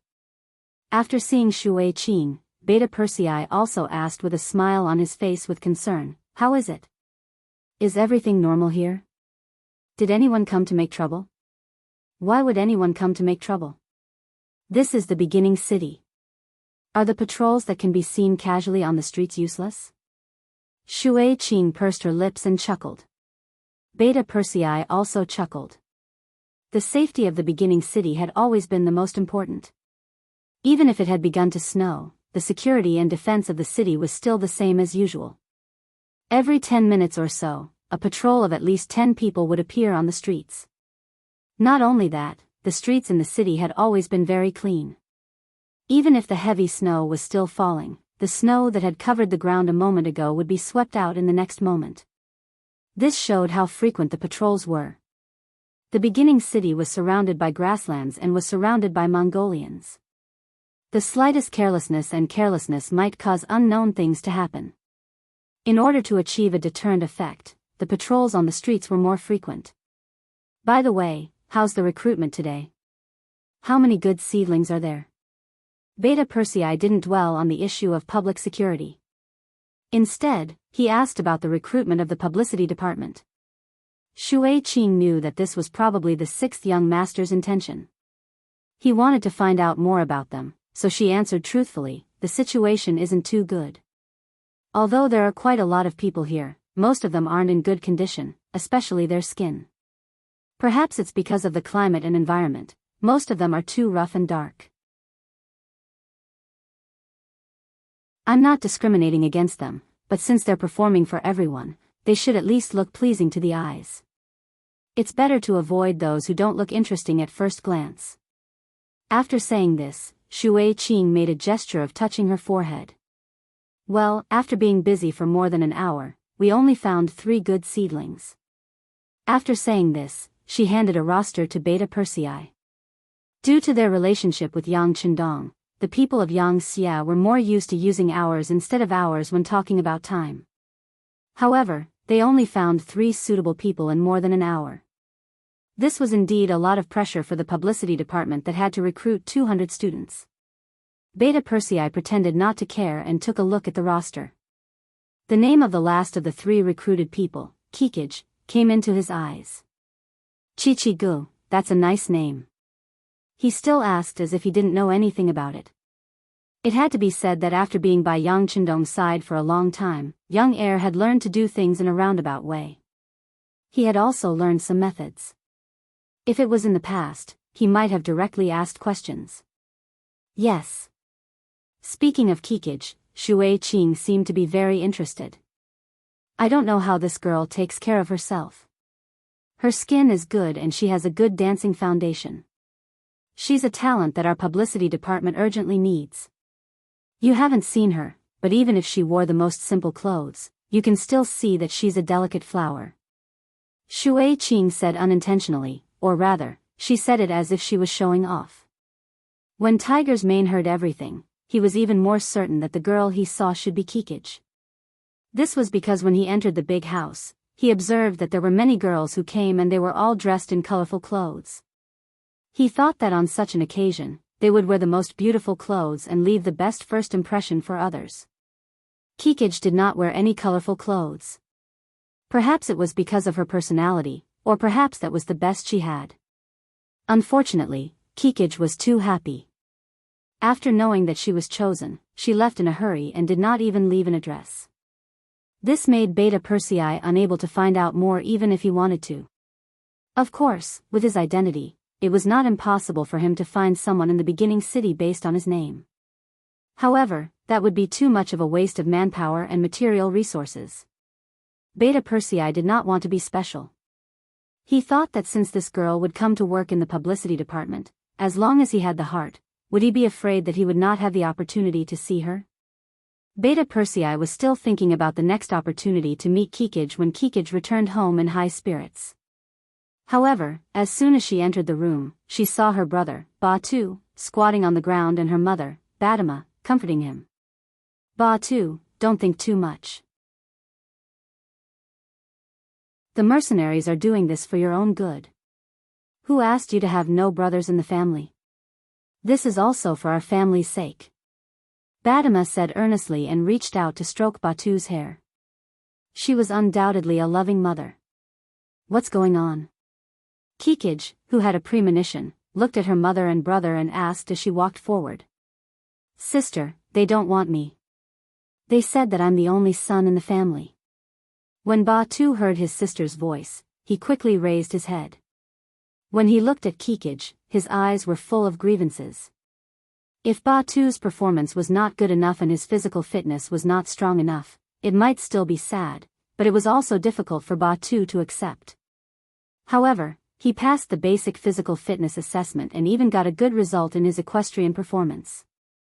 However, when they finally investigated his family's situation and learned that he was the only son, they directly rejected him. According to the mercenary examiner, it was too dangerous for the only son to go to the battlefield. They could not use the future of a family as an excuse. Logically speaking, these words were really for the sake of these Mongolian youths. The mercenaries didn't want to end the bloodline of these youths. After all, anything could happen on the battlefield, and the enemy wouldn't take extra care of you just because you were the only child of your clan. However, the situation of Batu's family needed to be changed urgently, especially his mother's illness. He had to find a way to treat it as soon as possible. If he could not join the army, what else could he do? Not to mention that he did not earn much from doing manual labor, it was already early winter. What else could he do? Batu was a filial child. He was anxious to rely on his own efforts to change his family. In his opinion, this was what an indomitable man should do. Kikij was also shocked by this statement. Her brother woke up very early today, even earlier than her sister who had to wake up to make breakfast. His eagerness to join the army was already very obvious. She originally thought that her brother was tall and strong.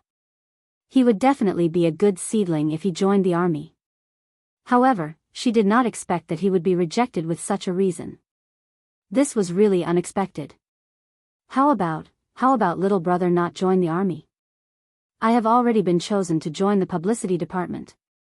In the future, I will have a salary of 10 taels of silver a month. Our family's situation will slowly change. The originally good news, now that it came out of Kikij's mouth, it did not seem that surprising anymore. Ah. Sister, have you been chosen? That's great. Ba Tu, who was still squatting on the ground, was pleasantly surprised when he heard the news. However, he quickly lowered his head again. His sister could do things for the family, but he, a 7 feet tall man, could not do anything. This seemed to reflect his incompetence.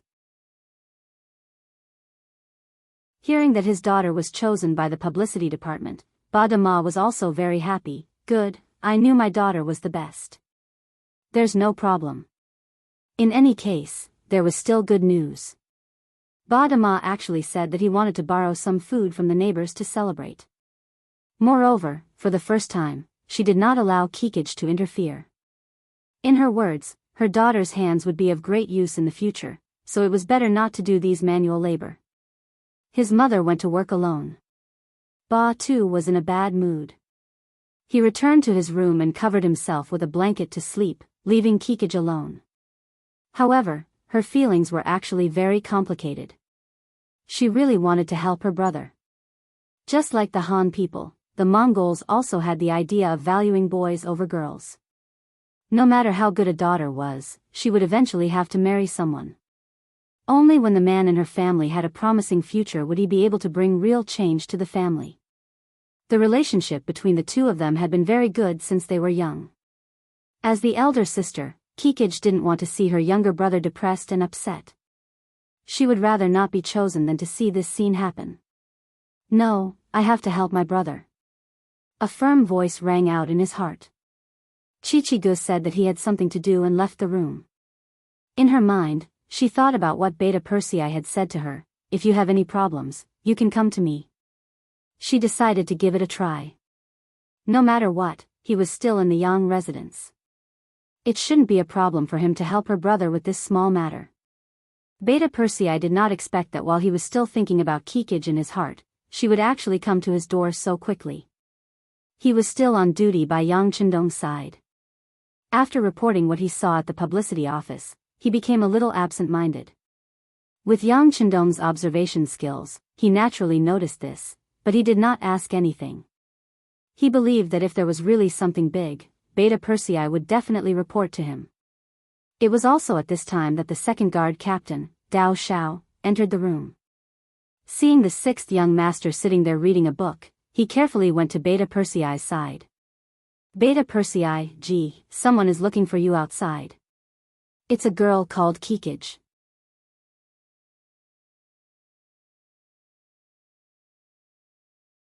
Chapter 755. Originally, young heir still looked listless. Looking at the situation, he wanted to ask who was looking for him, but when he suddenly heard Chi-Chi-Ge's name, he didn't even report to Yang Chendong. Instead, he rushed out of the house and disappeared without a trace. What's going on? Yang Chendong noticed Beta Persei's abnormal behavior. He did not ignore it, but asked Dao Shao, who seemed to know some inside information. Dao Shao was not gossiping, but he had to answer the sixth young master's question. He immediately told him what happened in the morning at the entrance of the publicity office. He was very objective. He even reported what Beta Persei said to Shui Qing. Yang Chendong was smart. He immediately knew that Beta Persei had fallen in love with the girl called Kikij. Beta Persei was not young anymore, and Yang Chendong never stopped his subordinates from dating and getting married. There was even a period of time when he wanted to find a wife for Beta Persei. He did not expect that the opportunity would come to him. Since it had happened, he could not ignore it. After all, Beta Persei was someone close to him. If something happened, it would be a big deal. Go find Feng Liang. Tell him that I said it. I want to know more about Kikij, her family, and the people around her, Yang Chendong ordered Dao Shao. Although it was a coincidence, and there should not be any problems with Kikij, things were unpredictable. Without investigation, there was no right to speak. Beta Persei did not know that Kikij's matter had attracted the sixth young master's attention. He only knew that the girl in his heart had appeared, and that was enough to make him excited. After running out of the room, Beta Persei quickly calmed down. First, he tidied up his clothes and found that there was nothing wrong. Then, he walked out of the young mansion's gate with steady steps. The sixth young master had said that the more important the matter was, the calmer one had to be in order to make the most accurate decision. Young heir also learned to calm down, but when he went out and saw Kikij standing there with her head lowered, he was discouraged. He realized that his heartbeat was very disappointing. No matter how hard he tried to calm down, he couldn't calm his heart down. Perhaps Beta Persei was worried that the girl already had a husband. "It's you, Kikij, right? My name is Beta Persei." No matter what kind of worries he had, Beta Persei decided to get to know her first. If she was not betrothed, then his chance had come. While introducing himself, he also extended an arm that represented friendship. Unfortunately, he did not get a response from Kikij. The other party was not used to this at all. Seeing Second Yang reach out his hand to her as soon as they met, she was shocked. Her whole body involuntarily stepped back, and her eyes revealed fear. She almost shouted, "What do you want to do?" Hee. Seeing that his actions were a little frightening, Beta Persei smiled foolishly and retracted his hand. He touched his head and broke the awkwardness by asking, "You must have something to tell me. Speak." Beta Persei extended his hand as soon as they met, which was not considered polite at the time. It made Kikij feel that she had found the wrong person. After all, that action was a little too frivolous. However, Beta Persei expressed his goodwill and asked if she had anything to tell him. This made Kikij hesitate for a while before she bit her lip and made up her mind. "Our family has encountered a little problem and we would like to ask for your help, but I don't know if you can help." Beta Persei was delighted when he heard this. This was a good opportunity to understand Kikij's family. He would know what kind of person she was as soon as he went, so how could he refuse? As for his ability, there should not be many people in the beginning city who would not give him face. Beta Persei was of course full of confidence in the things he was good at. He patted his strong chest and said, "I can still do ordinary things." Beta Persei's appearance seemed to give Kikij confidence. She really had no other choice. It seemed that among the people she knew, only Beta Persei seemed to have some status. "Well, it's about my younger brother. His name is Batu." In the end, Kikij told Beta Persei about the family matters, but it was only limited to her younger brother. She did not tell him about her mother's illness and poor health. It was the first time they met, so it would be rude to tell him everything. Beta Persei listened carefully. At this time, he felt that Kikij's voice was so pleasant to the ear. Even though she was a little pouting when she spoke Chinese and was not even fluent, he felt that it was nice to hear. Perhaps this was what it meant by beauty is in the eye of the beholder. Kikij finished speaking very quickly, but when she saw that Beta Persei was still listening carefully, she could not help but ask anxiously, Are you listening?" "Oh, I'm listening." Beta Persei quickly returned to his body and nodded. "The younger brother you mentioned has good physical fitness. He's already an adult, right?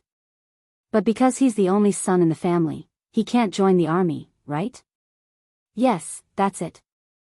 Do you have any ideas?" After listening, Kikij's hopeful eyes fell on Beta Persei. Beta Persei enjoyed this kind of gaze very much, but he also felt a lot of pressure. This was the time to show his ability. If he did not perform well, he was afraid that there would be no chance for what would happen next. With Beta Persei's identity, if he greeted the conscription office, the problem of Batu joining the army would definitely be solved in the most appropriate way and even the best arrangements would be made. After all, he was one of the people around the sixth young master, so he definitely had some face. However, after following Yang Qindong for a long time, Beta Persei trusted his eyes more than his ears. He decided to take a look at Batu personally to see if he was really as tall and strong as Kikij said. Of course, no one knew if he would take this opportunity to understand Kikij's family situation. How about this, can I meet your brother? If he's really as good as you said, then I should be able to help. Beta Persei did not immediately make a promise. Instead, he wanted to understand the situation before making a decision. This. Kikij hesitated. She was not worried about Beta Persei's ability. After all, they were at the entrance of the Yang mansion, where he came from. Would the people around the god of war and the messenger of Tingri be bad people? She was only worried about the situation at home. For some reason, she did not want Beta Persei to see the situation at home. What's wrong? Is there a problem? Seeing that Kikij did not immediately agree, Beta Persei asked. Logically speaking, since he had agreed to help, the other party should be happy and should immediately lead the way. Could it be that there was something that was hard to say? Or was it that she was already married, and if she brought another man home, others would gossip about her? No, no problem. Kikij bit her lips again and said. Then, as if she had made some kind of decision, she said, I'll take you to my house to see my brother. In Kikij's heart, there was nothing more important than her brother's matter. Okay, wait for me. Beta Persei's heart also settled down. Then, he chuckled and turned to the sentinel standing guard at the entrance of the Yang mansion and said, Go and call out Ba Daojiang's group of brothers. Also, send someone to tell Captain Dao Xiao that I'm going out to handle some personal matters. As one of Yang Qindong's people, Beta Persei had to inform him wherever he went, even if it was not a matter of freedom. Of course, there was no need to report to Yang Qindong and disturb the sixth young master when he went out to handle some personal matters. However, someone in the mansion had to know. The sentinel was also a soldier of the guards. Seeing that it was Beta Persei who had spoken, he immediately agreed and turned to enter the mansion. Not long after, Ba Daojiang led 5 guards out of the mansion and came to Beta Persei's side.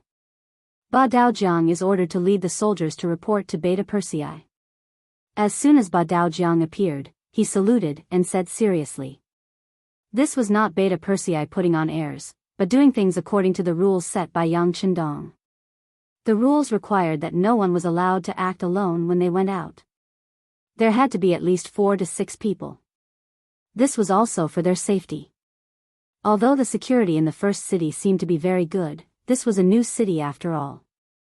There were many Mongolians in the city. If they were not careful, wouldn't they be asking for trouble if there were any losses?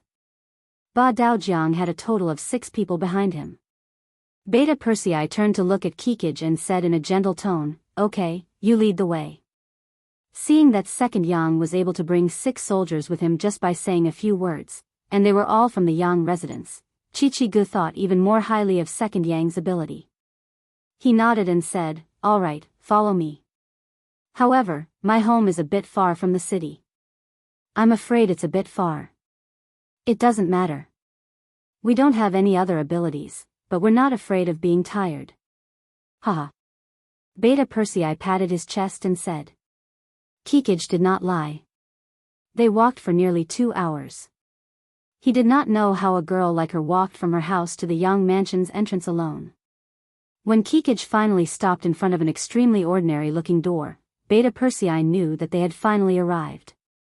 He could not help but curse in his heart, It seems that I have to ride here next time. The distance is indeed a little too far. In fact, in the first city, people were not allowed to ride horses on the streets without special reasons. Firstly, it was easy to collide with people on horseback. Secondly, horses had horse dung, which would increase the difficulty of cleaning the clean streets in the city. But riding a bicycle was different. It was clean and fast. Of course, other than Beta Persei and the others, it would not be so easy for ordinary people to get a bicycle. When they finally arrived at the door of Kikij's house, Beta Persei's expression became much more solemn.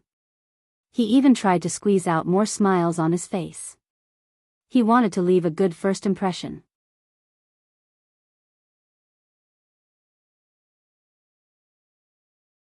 Chapter 756. There was no such thing as individual houses in the beginning city. They were all collectively owned, which meant that they all belonged to Yang Qindong. Everyone who came here was just renting a house. According to the rules, only those who had worked in the beginning city for more than 5 years were qualified to buy a house here. This caused the houses here to look the same from the outside. The so-called differences were only the various differences after entering the rooms. For example, the furnishings in the house, the decent items in the house, and so on. However, when Beta Persei followed Kikij into the house, he really did not see anything decent. It gave him a feeling of emptiness and then cleanliness. Cleanliness did not mean that there was nothing clean, but it meant that the house was wiped clean. From this, it could be seen that this family was very hardworking. When Kikij came back and brought some soldiers with him, Ba Dama and Ba Tu, who were cooking, were frightened. They stood up and stood there cautiously, not knowing what to do. After all, the mercenaries were usually seen patrolling the streets with a meticulous look. Suddenly coming into such close contact with them, it was more or less a little difficult for them to adapt. Mother, brother, this is Beta Persei. He is from the Yang residence. Brother Beta Persei, this is my mother, Ba Dama, and my brother, Ba Tuesday. Kikij stood between the two sides and introduced them to each other. So it's auntie and brother. Hello, my name is Beta Persei. Beta Persei was very enthusiastic and generous. But this time, he did not reach out his hand, afraid that he would leave a bad impression on the other party. When she heard from her daughter that the person was from the Yang residence, the expression on Ba Dama's face immediately became very nervous. So it's a soldier from the Yang residence. Please take a seat in the house. Seeing Ba Dama's nervousness, Beta Persei chuckled again and said, Auntie, you can call me Beta Persei. You don't have to call me soldier. As he spoke, Beta Persei had already stepped into the house and saw a plate of mutton on the table. Although the portion was small, it looked crispy on the outside and tender on the inside. It seemed to be very delicious. This should be Kikij's lunch. Seeing Beta Persei staring at the mutton, Badama said with an unnatural expression, Kikij was chosen by the publicity team. Our family is preparing to celebrate for her. If you want to try it, you can try it. Ba Tu, why don't you add another knife disc? Oh. After Ba Tu agreed, he turned around and walked to the kitchen. However, Beta Persei reached out to stop him. Is this how you celebrate? There should be something delicious left, right? Bring it all up. Of course, Beta Persei was not craving mutton. In fact, after coming to the grasslands, he had eaten mutton the most. However, eating the same thing every day for a long time would make anyone sick of it. The reason why Beta Persei said this was because he saw that this plate of mutton should be the only dish for Kikij's celebration. When he first entered the house, he smelled some potatoes. If he guessed correctly, there should be potato cubes in the pot, which could be regarded as a staple food in the house. Wanting to see the other dishes in front of everyone put Badama in a difficult position. However, she was older after all, and her skin was thicker.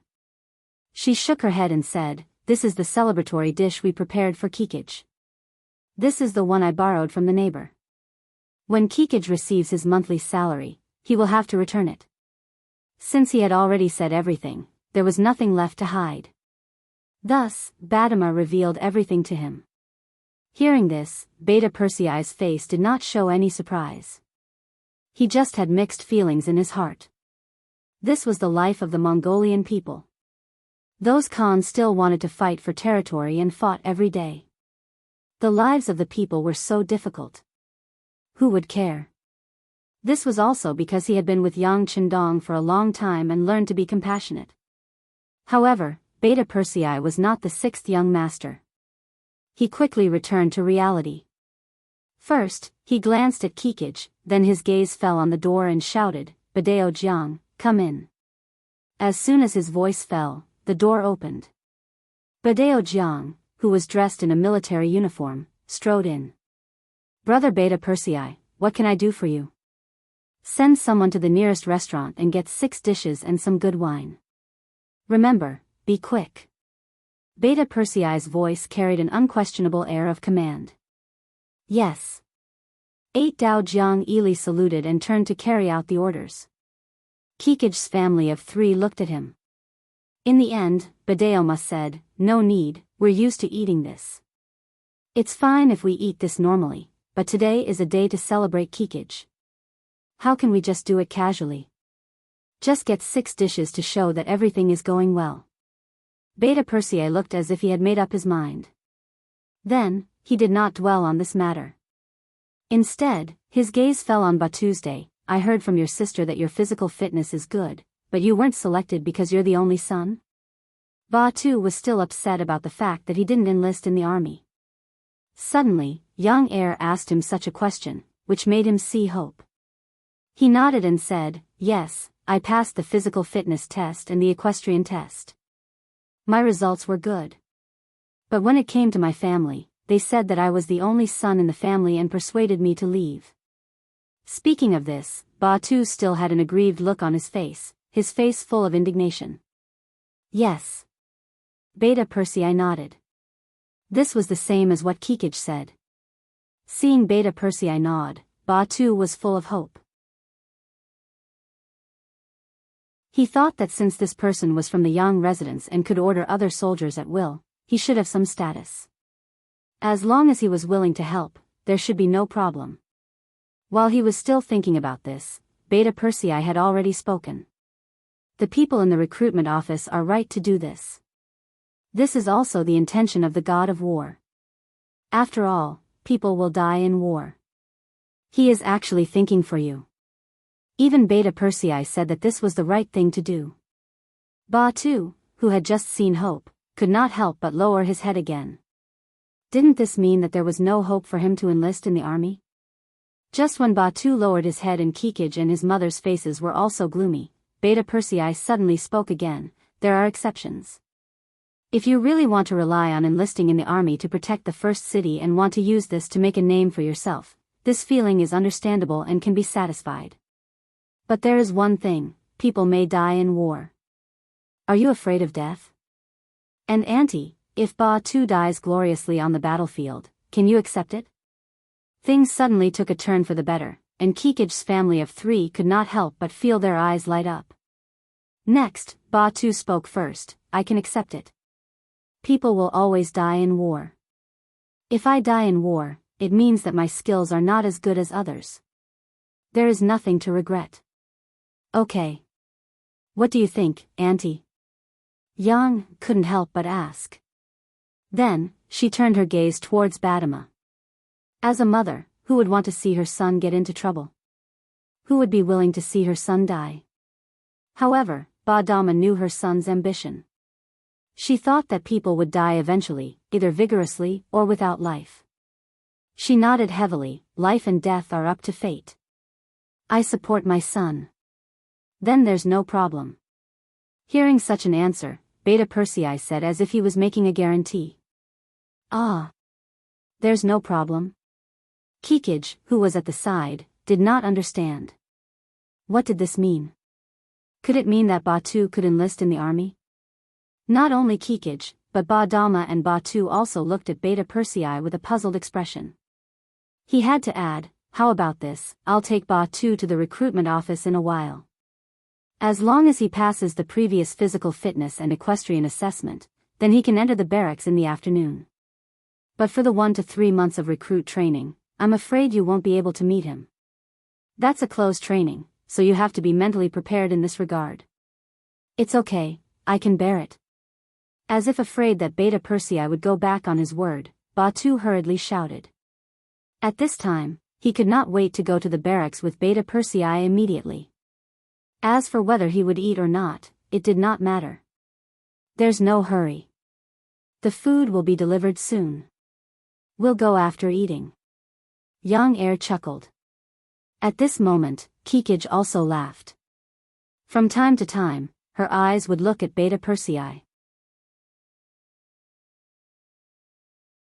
Her expression was full of a different kind of feeling. Daojiang was very fast. After a while, he returned with 6 dishes. 4 of them were meat, 2 were vegetables, and a large pot of white rice. Kikij did not know how long it had been since she had such a sumptuous lunch. With Beta Persei taking the lead, everyone ate until they were full. Then, when Kikij looked at Beta Persei, there was a trace of tenderness in her eyes. Cough, cough, cough. Suddenly, Ba Dama coughed out of the blue. It was followed by a long bout of non-stop coughing until his face turned red. Only then did he slowly recover. What's going on? Auntie has caught a cold. Didn't she go to the hospital in the city? Beta Persei noticed that neither Kikij nor Batu showed any surprise at this moment. It was as if they were used to it. He suddenly felt that something was wrong and asked with concern. Yes, but the cost of the hospital is too high. We can't afford it. Kikij answered, but as she spoke, her voice became softer and softer. How can this be? If you're sick, you have to see a doctor. This can't be delayed. How about this, send Auntie to the hospital immediately. I'll pay for the cost. Beta Persei knew that his opportunity to perform had come again, so he said without hesitation.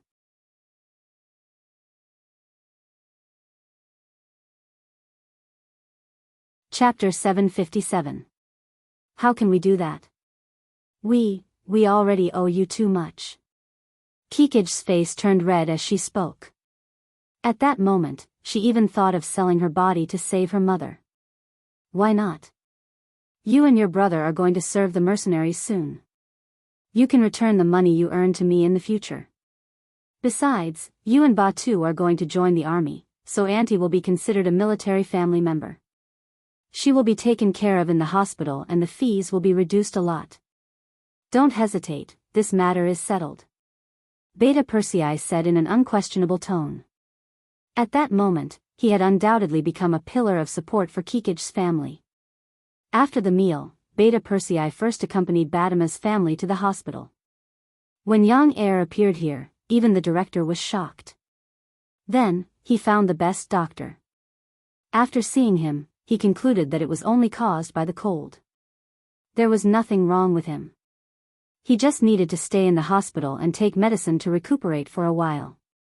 At that moment, Beta Persei asked for a room to be admitted to the hospital. Naturally, he was given the green light.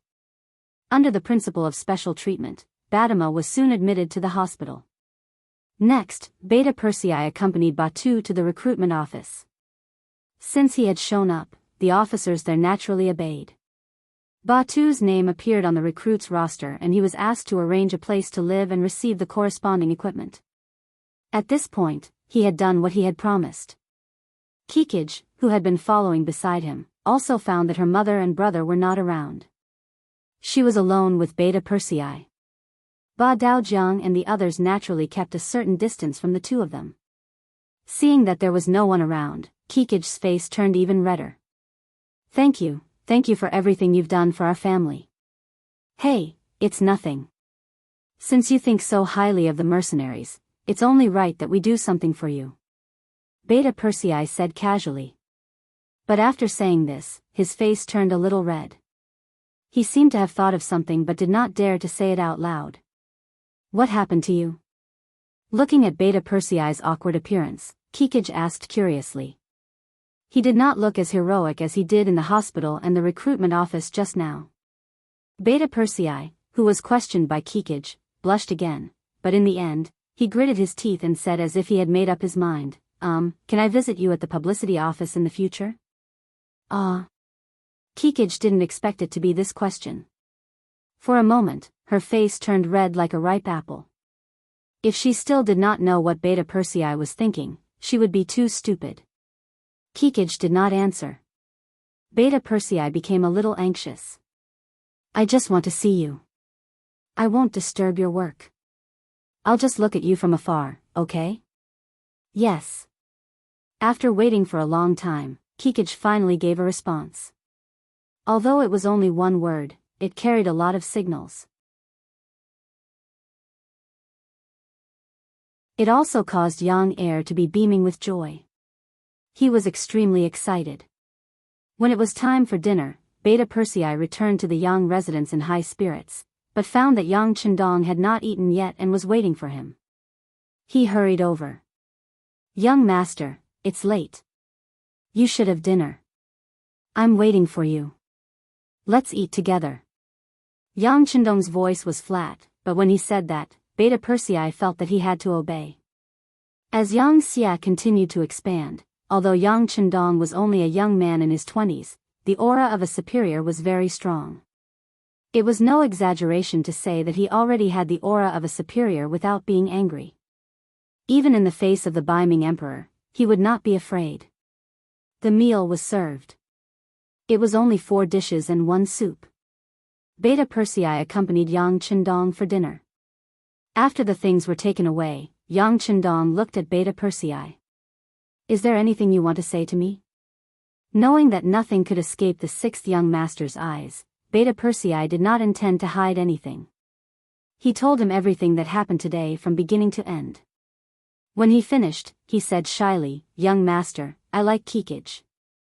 I want to take her as my concubine." When he said that he wanted to take her as his concubine, Yang Chendong's originally calm expression showed a trace of appreciation.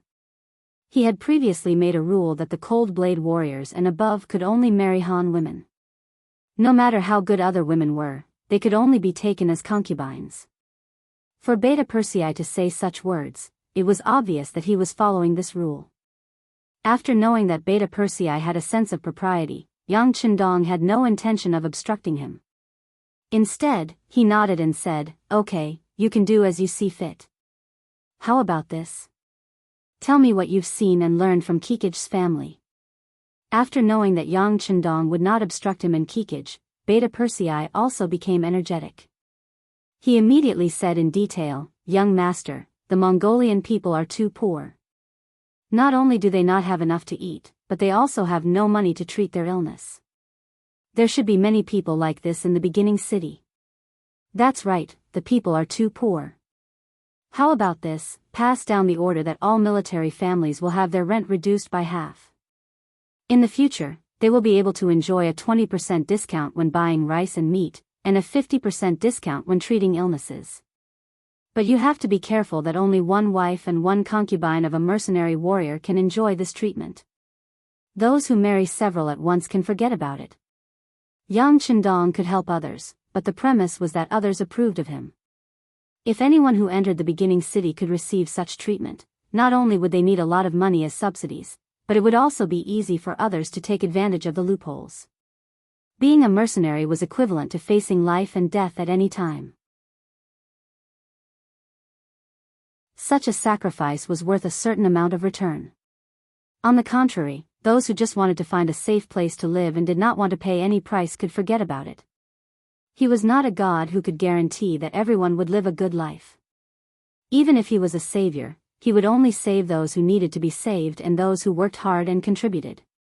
Hearing Yang Chendong's actions, Beta Persei solemnly saluted Yang Chendong. This was his gratitude to the 6th young master on behalf of the mercenary families.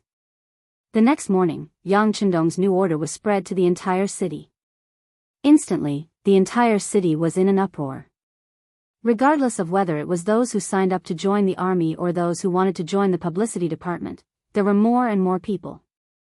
After all, as a military family, they had such generous conditions, so it was impossible for them not to join the army even if they wanted to. This kind of spontaneous behavior quickly allowed the publicity department to find 200 good seedlings, filling up the 6,000 slots of the recruitment office. Even so, who knew how many people were still racking their brains to join the ranks of the military? However, rules were rules. In the end, Yu Mian stood up and said that if they wanted to join the army, they would have a chance in the future and would not accept them for the time being. If anyone gathered together and disturbed the order in the city, they would be arrested and disqualified from joining the army in the future. In special times, special methods were needed to govern the city. The beginning city became quiet again and was gradually shrouded by a heavy snow. Just as it seemed calm and many forces on the grassland were hiding for the winter, 2 pieces of news came from the Security Bureau. The director of the Security Bureau of the beginning city, Feng Liang, appeared in the Yang residence. Sitting in a warm room with a stove wall, Yang Chendong carefully read the 2 pieces of news and put them aside. "Tell me, how do you feel?"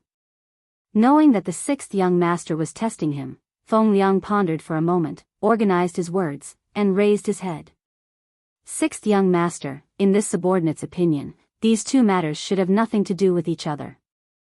It's good that Baiming has developed a new type of cannon, but the results have just come out. However, Zhang Quan and the others have been gone for some time. Judging from the time, they should not have received this news when they set off, so there is no connection, let alone any threat. I can only say that everything is just a coincidence. The two things that Feng Liang reported were that Baiming had developed a new type of cannon and that the eunuch guarding the Datong residence, Zhang Quan, was already 20 miles away and would soon enter the beginning city. Ever since Yang Chendong defeated Yeshen of the Wara with the name of the god of war, Baiming's imperial court saw the importance of firearms. They first tried their best to get a Type 81 gun and began to develop an imitation. However, without any guidance, they could only rely on the imitation and the progress was very slow. At least until now, they had not been able to create it. On the other hand, cannons were different. They knew that only an explosion could cause the greatest lethality after the cannon was fired, so they just had to find a way to do it. Originally, Baiming had an artillery battalion, but the cannonballs fired by the artillery battalion were only large iron balls. Wherever they hit, they would leave a hole. The lethality of the cannonballs was too small, and only those standing in the front of the cannonballs would be threatened. However, after all, they had a certain foundation. After understanding the principle and investing a lot of manpower and energy, they finally received news that a new type of cannon had been developed. This news was sent by Yang Guang, who was in charge of the artillery battalion. During the Battle of the Capital, Yang Guang was Yang Chendong's subordinate. Later on, they became friends during the battle. He also listened to Yang Chendong's arrangements and went to the artillery battalion. After more than 3 years, this move finally played its role and news came. The news came, but it was not completely clear what the new cannon looked like. This was also why Yang Chendong was somewhat distressed. It was also at this time that another piece of news came. Baiming's Datong guard eunuch Zhang Quan was ordered by the emperor to come to Shi City and have a good talk with Yang Chendong. In summary, these two matters seemed to be related. It seemed that Baiming had a new type of cannon and had enough confidence, so they decided to have a good talk with this loyal duke. However, only Yang Chendong himself knew that they weren't close to each other. It was just a coincidence.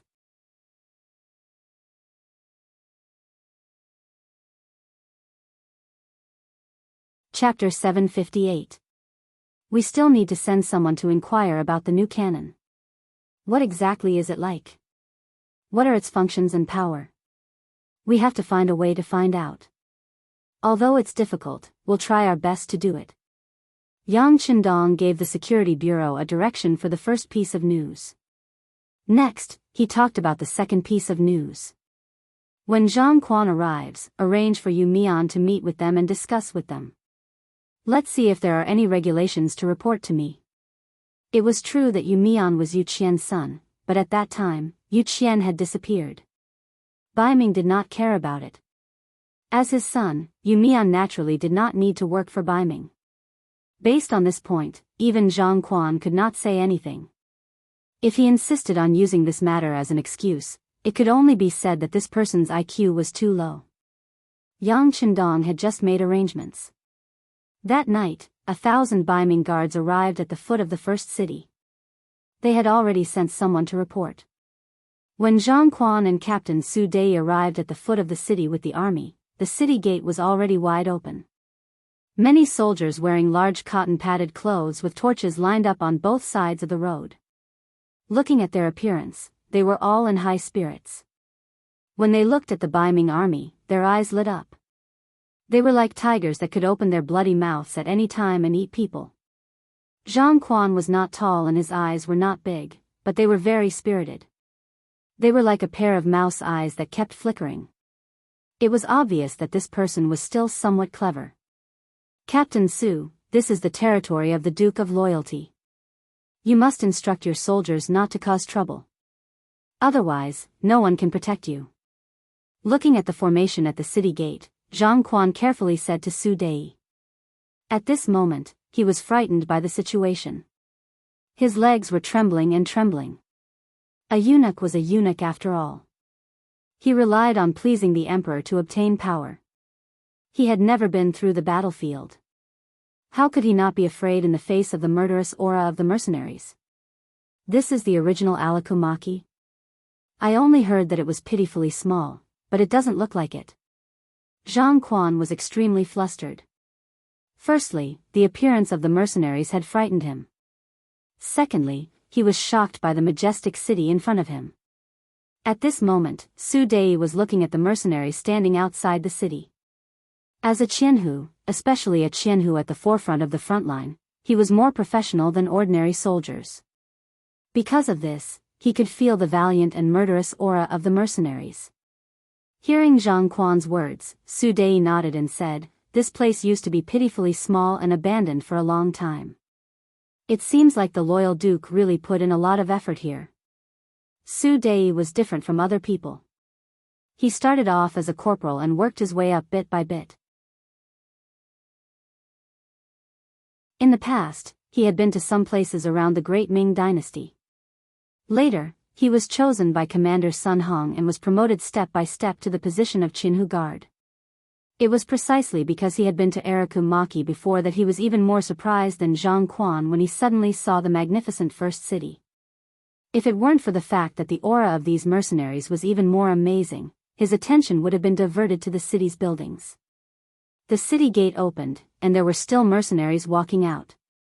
After about half a cup of tea's time, when everything in sight was lit up by torches, a general wearing a black cloak rode out and stopped 3 meters in front of Zhang Quan and Su Dei.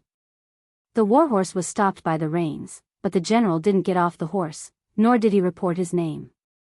He just stared at Zhang Quan and Su Dei with a scrutinizing gaze. After a long time, he slowly spat out 3 words, "Enter the city." Suddenly being stared at, Zhang Quan felt a chill run down his spine. Even Su Dei, who was at the side, was tense all the time. He just had a feeling that if something really happened, even if he drew his sword, he wouldn't be the other party's opponent. The person who came could give him a great sense of oppression. After saying these 3 words, the general in the black cloak turned and left. He didn't even look at Zhang Quan and Su Dei. It was as if the other party was an insignificant character who didn't deserve his attention at all. With someone leading the way, although he didn't appear to be a very good friend, Zhang Quan and Su Dei had nowhere to go. At this time, they could only follow the other party's footsteps and walk into the first city. The city was also dark. After all, it was late. Under the guidance of the general in the black cloak, they turned left and right and came to the front of an inn. There were already people waiting here to arrange their food, clothing, and accommodation. The area of the inn was not small, and each room was also very big. However, there were more than 1,000 Ming soldiers. When these people swarmed in, it was still a little crowded. However, from the beginning to the end, no one stood out to say anything strange. It was probably because they also knew that this was not their territory and talking nonsense was likely to bring about an unexpected disaster. These more than 1,000 people stayed in the designated inn. Until they went to bed, no one came to see them or sent anyone with status to receive them. Only the waiters in the inn were busy. They were just a few waiters. What could they find out from their mouths? At this time, Zhang Quan couldn't help but feel a little regretful.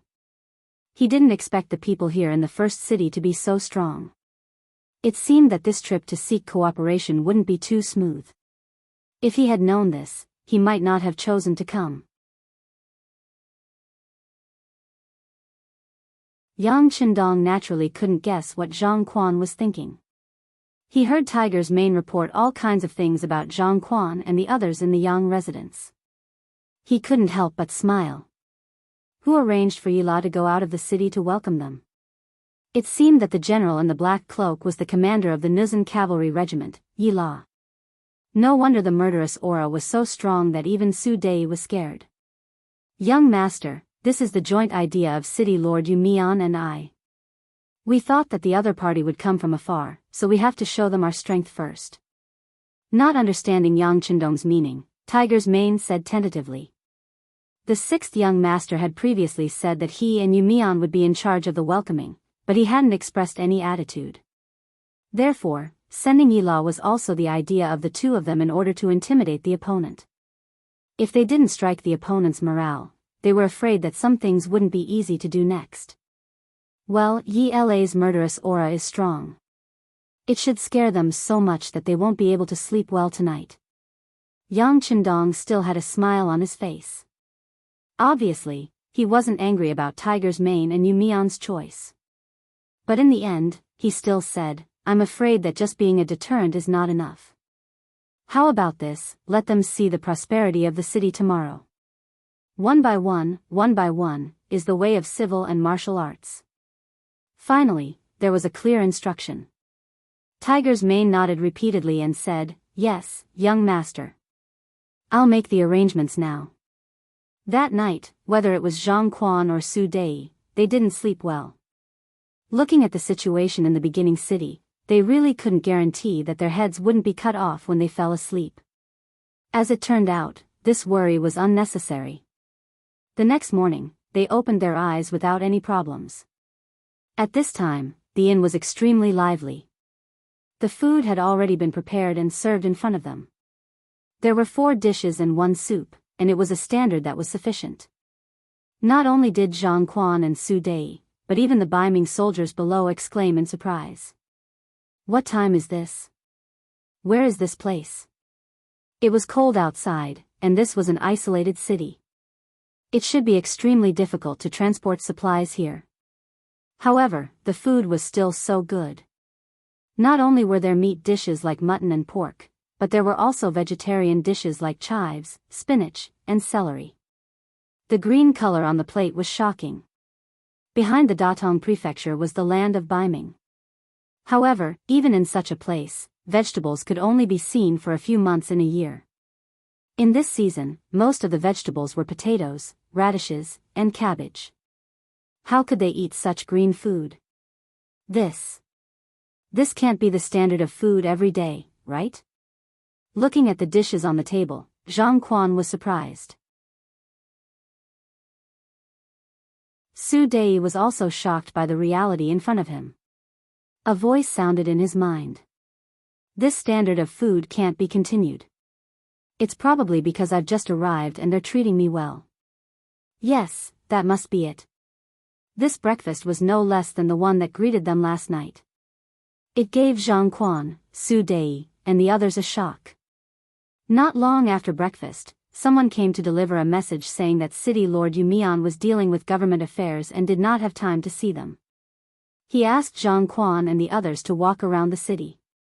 But at the same time, he also made a request, and that was to not invite too many people on this trip, let alone gather together. Otherwise, if something went wrong, both sides would lose face. After sending away the messenger, Zhang Quan muttered to himself for a moment before looking at Su Dei and saying, "Thousand Commander Su, since they're letting us look around without any defenses, we'll do as they wish. Let's arrange for the soldiers below to be led by a sergeant to walk around the city. At night, they'll report to us what they see. Remember to remind them not to make trouble out of nothing. Otherwise, no one can protect them." When he said the last sentence, Zhang Quan's expression was much more serious. When Su Dei heard this, he nodded and went to make arrangements. Hundreds of small groups led by the Ming army squad leaders left the inn and started to move through the city according to the directions they had divided. Zhang Quan and Su Dei didn't stay idle either. They also brought a few attendants to the main street of the first city. They went to the commercial street that the innkeeper had mentioned. The commercial street was something that Yang Chendong must build in every city that belonged to him. By gathering all the businesses in one place, not only could it be better managed, but it could also attract people's attention. Whether it was merchants or ordinary people, they could buy things better.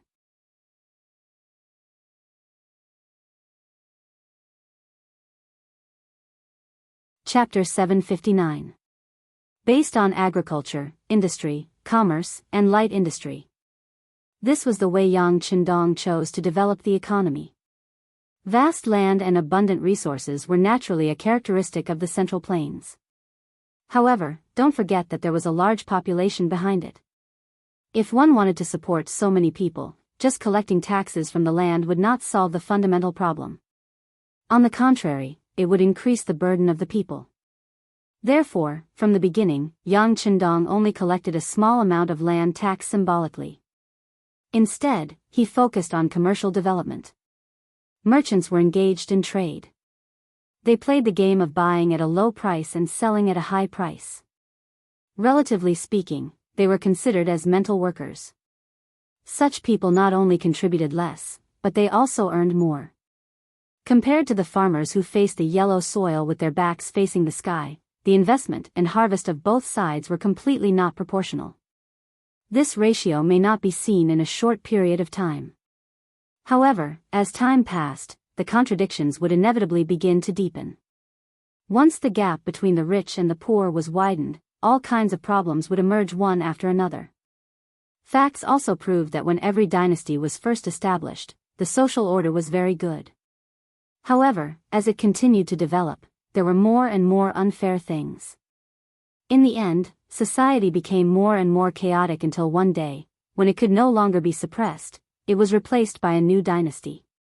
In order to avoid income inequality and too big of a gap, Yang Qindong adopted a heavy tax on businesses and a small land tax on farmers.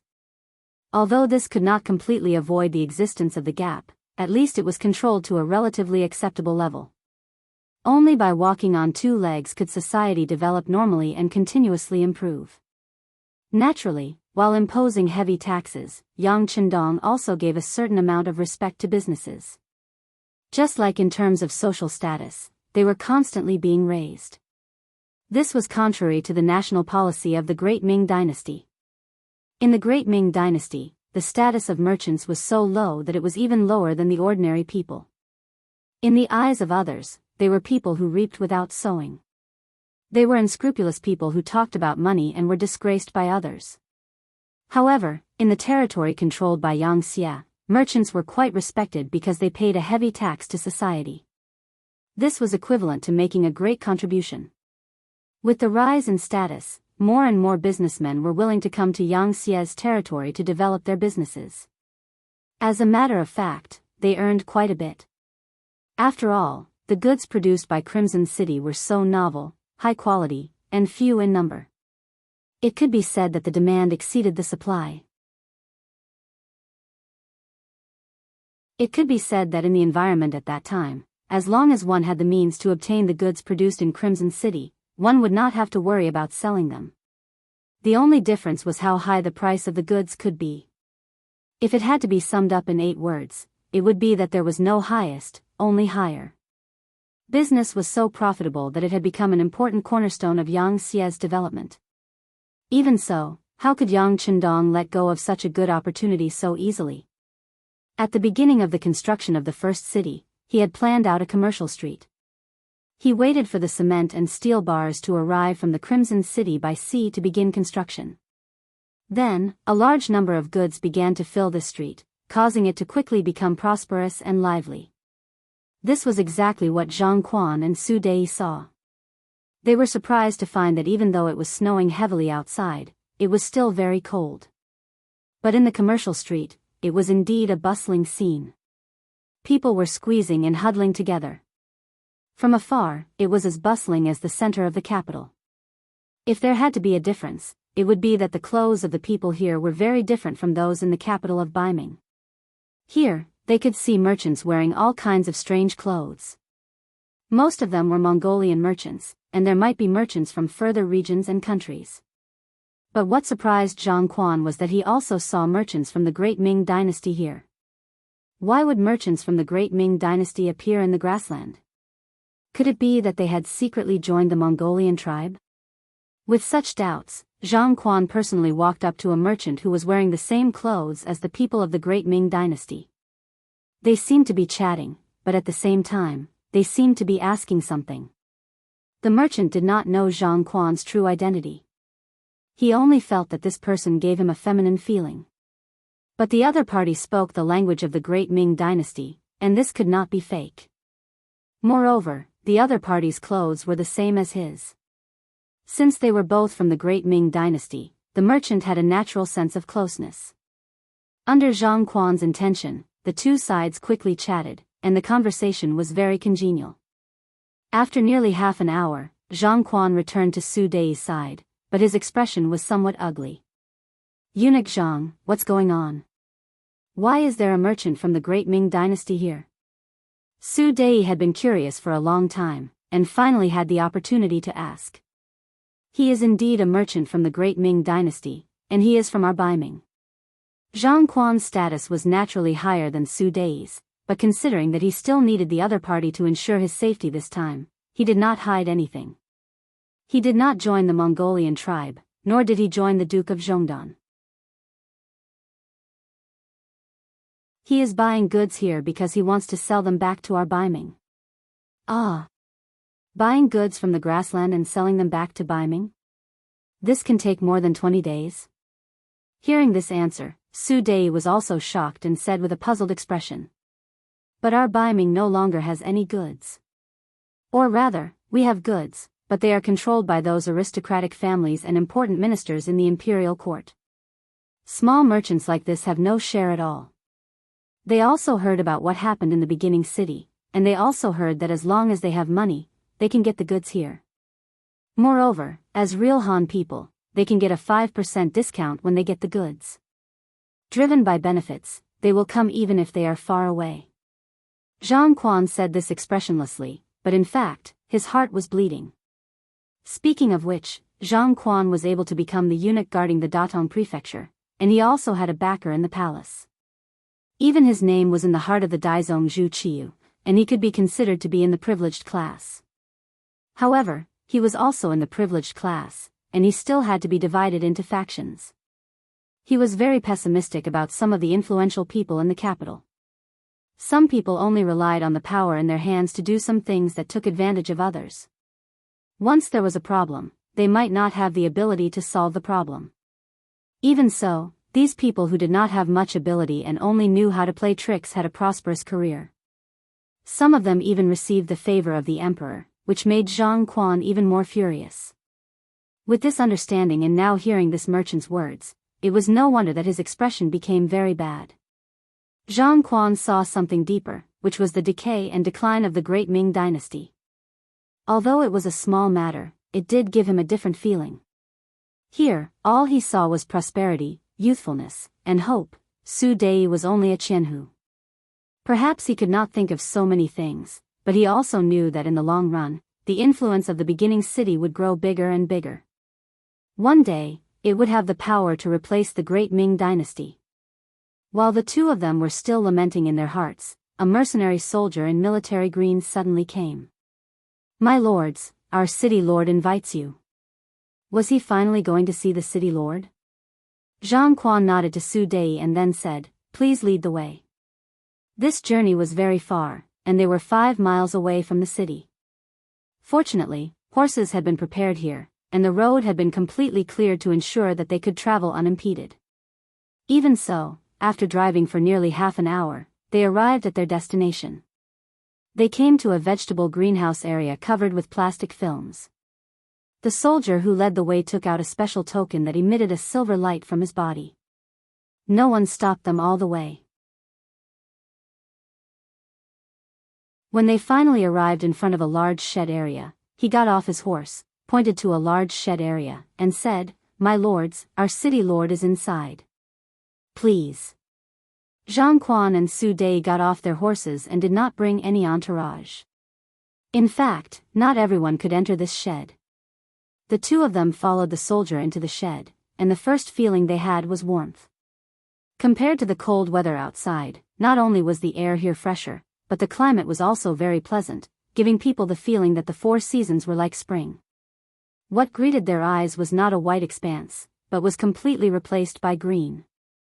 At this moment, Yu Mian, who was in front of a cucumber rack, turned his head with a smile on his face. He greeted them warmly, Eunuch Zhang, Jianghu Su, you're here. Before they came, they knew that the city lord of the beginning city was called Yu Mian. He was the eldest son of Yu Qian, the assistant minister of the Ministry of War. For this matter, the embroidered uniform guards and the East faction guards had also made a report to the imperial court. The general idea was that they suspected that Yu Qian's disappearance had a lot to do with the mercenaries. However, everything was just a guess. Without any evidence, this matter was still unknown in the end. Now that he finally saw Yu Mian, the first thing Zhang Quan said was, "How is City Lord Yu? But I wonder if Assistant Minister Yu is doing well?" In the face of this obvious test, Yu Mian chuckled and replied politely, "My father is doing well. Thank you for your concern, Eunuch Zhang. Oh right, it's your first time here. How do you feel about our shed area?" He did not say much about Yu Qian's matter. This was also the result of Yu Mian asking Yang Chendong for advice. He knew that since Baiming had sent people here this time, they would definitely be interested in his identity. Naturally, they would not be able to avoid his father. When he asked about Yang Chendong, the answer he received was, half hidden, half revealed. After fully understanding this sentence, Yu Mian knew that even if he wanted to say that his father was still alive, he could not tell them what he had done. Thus, he came up with this answer. Yu Mian took the initiative to change the topic, and Zhang Quan sighed in his heart. He knew that this question would end here. Not to mention whether it would cause trouble for him if he asked, he was afraid that the other party would not answer him even if he asked.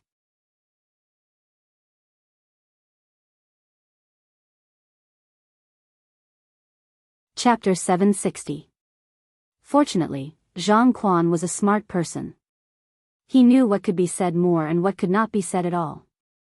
Therefore, he went along with the flow and said that the greenhouse was very good. It was really a cheerful thing to be able to see these fresh vegetables in the cold winter. After a round of praises, Zhang Quan asked casually, "City Lord Yu, may I know how much space these greenhouses will take up?" "Not much, only 2,000 mu." Yu Mian stroked his beard that had not grown long ago and sighed. To be honest, 2,000 mu was not considered small. This was even because of Yang Chendong's suggestion. When he first heard that they were going to grow vegetables in winter, Yu Mian only thought of 100 mu. That way, even if there were any accidents, there would not be any problems. In the end, it was Yang Chendong who spoke. Considering that the shed tubes and plastic films transported from Qian City could only make 2,000 mu, he decided on this number. Now, it seemed that they had planted too little. If they had known that there would be such a good result, they would not have found it too much even if they doubled it. Just like now, these vegetables had matured. Whether it was transported to the military camp or sold in the market, they were all very popular items. The high price had already allowed them to recover their initial investment. If they sold all of them, just this alone would bring a lot of benefits and income to the first city. Especially when Yang Chendong made a move again and came up with such a good thing like a vacuum bag. Once the vegetables were placed in it, it could guarantee that the quality of the vegetables would not be damaged for a certain period of time. This could allow them to be transported to further places. Of course, after being equipped with a vacuum bag, the price of the vegetables was not ordinary. Often, only the leaders of some nearby Mongolian tribes could afford to eat them. However, at that time, this was already considered a miracle. After all, although the vacuum bag was not valuable, it was indeed something that no one else could produce except for the factories in Qian City. When Zhang Quan heard that one of them was 2,000 mu, he could not help but sigh. The Duke of Loyal and Bold is really generous. Come on. Since we're here, I'll show you around. Then, you'll personally pick the ripe vegetables. We'll choose to have lunch here. Yu Mian seemed to be in a good mood and greeted them warmly. Zhang Quan and Su Dei each had a basket of vegetables in their hands. Although the two of them didn't have high positions, they hadn't personally picked vegetables for a long time. It was a fresh experience for them, and the greenhouse was filled with cheers and laughter. At noon, the vegetables they picked were placed on the table. With the chef's help, some pork was added. In the end, the three of them ate until they were full. During the meal, the guests and the host enjoyed themselves to the fullest, but after the meal, the atmosphere quickly cooled down. Because they all knew that it was time for negotiation, and it was time for them to state their conditions. There was a war of words going on in the tent area. In the Yang mansion in the beginning city, Yang Chendong was standing in front of the sand table and looking at it carefully. He had been standing here since lunch, and it had been nearly an hour since he finished his lunch. What is the sixth young master doing? Qiu V, the captain of the first guard on duty, finally couldn't help but ask when he saw Yang Qindong standing there for a long time without moving. To become a member of the guard, loyalty was essential, not to mention physical fitness, but the most important thing was that they had to keep their mouths shut. Often by the sixth young master's side, it was inevitable that they would come into contact with some confidential matters. They had to know what could be said and what could not be said. Even the ordinary members knew about this, not to mention Cho Wu, who was the captain.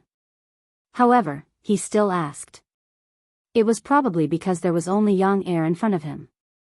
Moreover, he was indeed curious about this matter. I don't know. Beta Persei shook his head.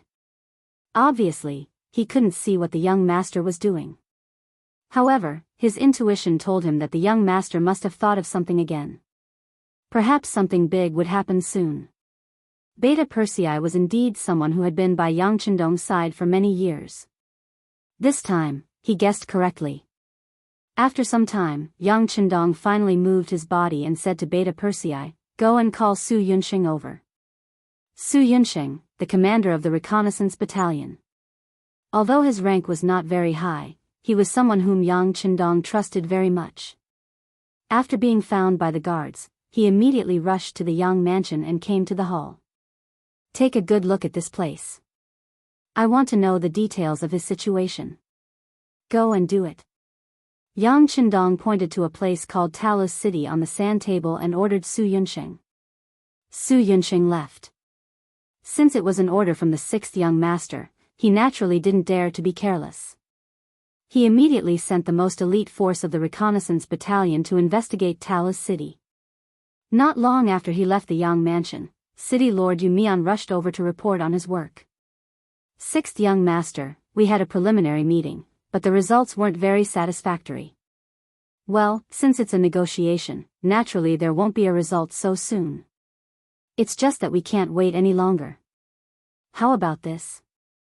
Go and find them again tomorrow and tell them that we'll only give them 3 days. If they can't reach an agreement, then they can go back to where they came from. Yang Qindong spoke as if he had seen through everything. 3 days? Hearing this answer, Yu Mian was stunned. This time requirement was a bit too tight. Of course, he was more worried that with only 3 days, it would be difficult to reach an agreement. Yang Qindong seemed to see through his worries and chuckled. Don't worry, go and talk. They should have a change tonight. In the inn, it was already dark. All the Baiming soldiers began to return to their teams. Then, all kinds of reports were continuously reported. The Baiming soldiers were not like the cold front warriors. All of them were capable in both civil and military matters. Many of them were illiterate. The so-called reports were mostly verbal reports. Zhang Quan and Su Dei listened to them talk about what they had seen in the city in the largest room in the inn.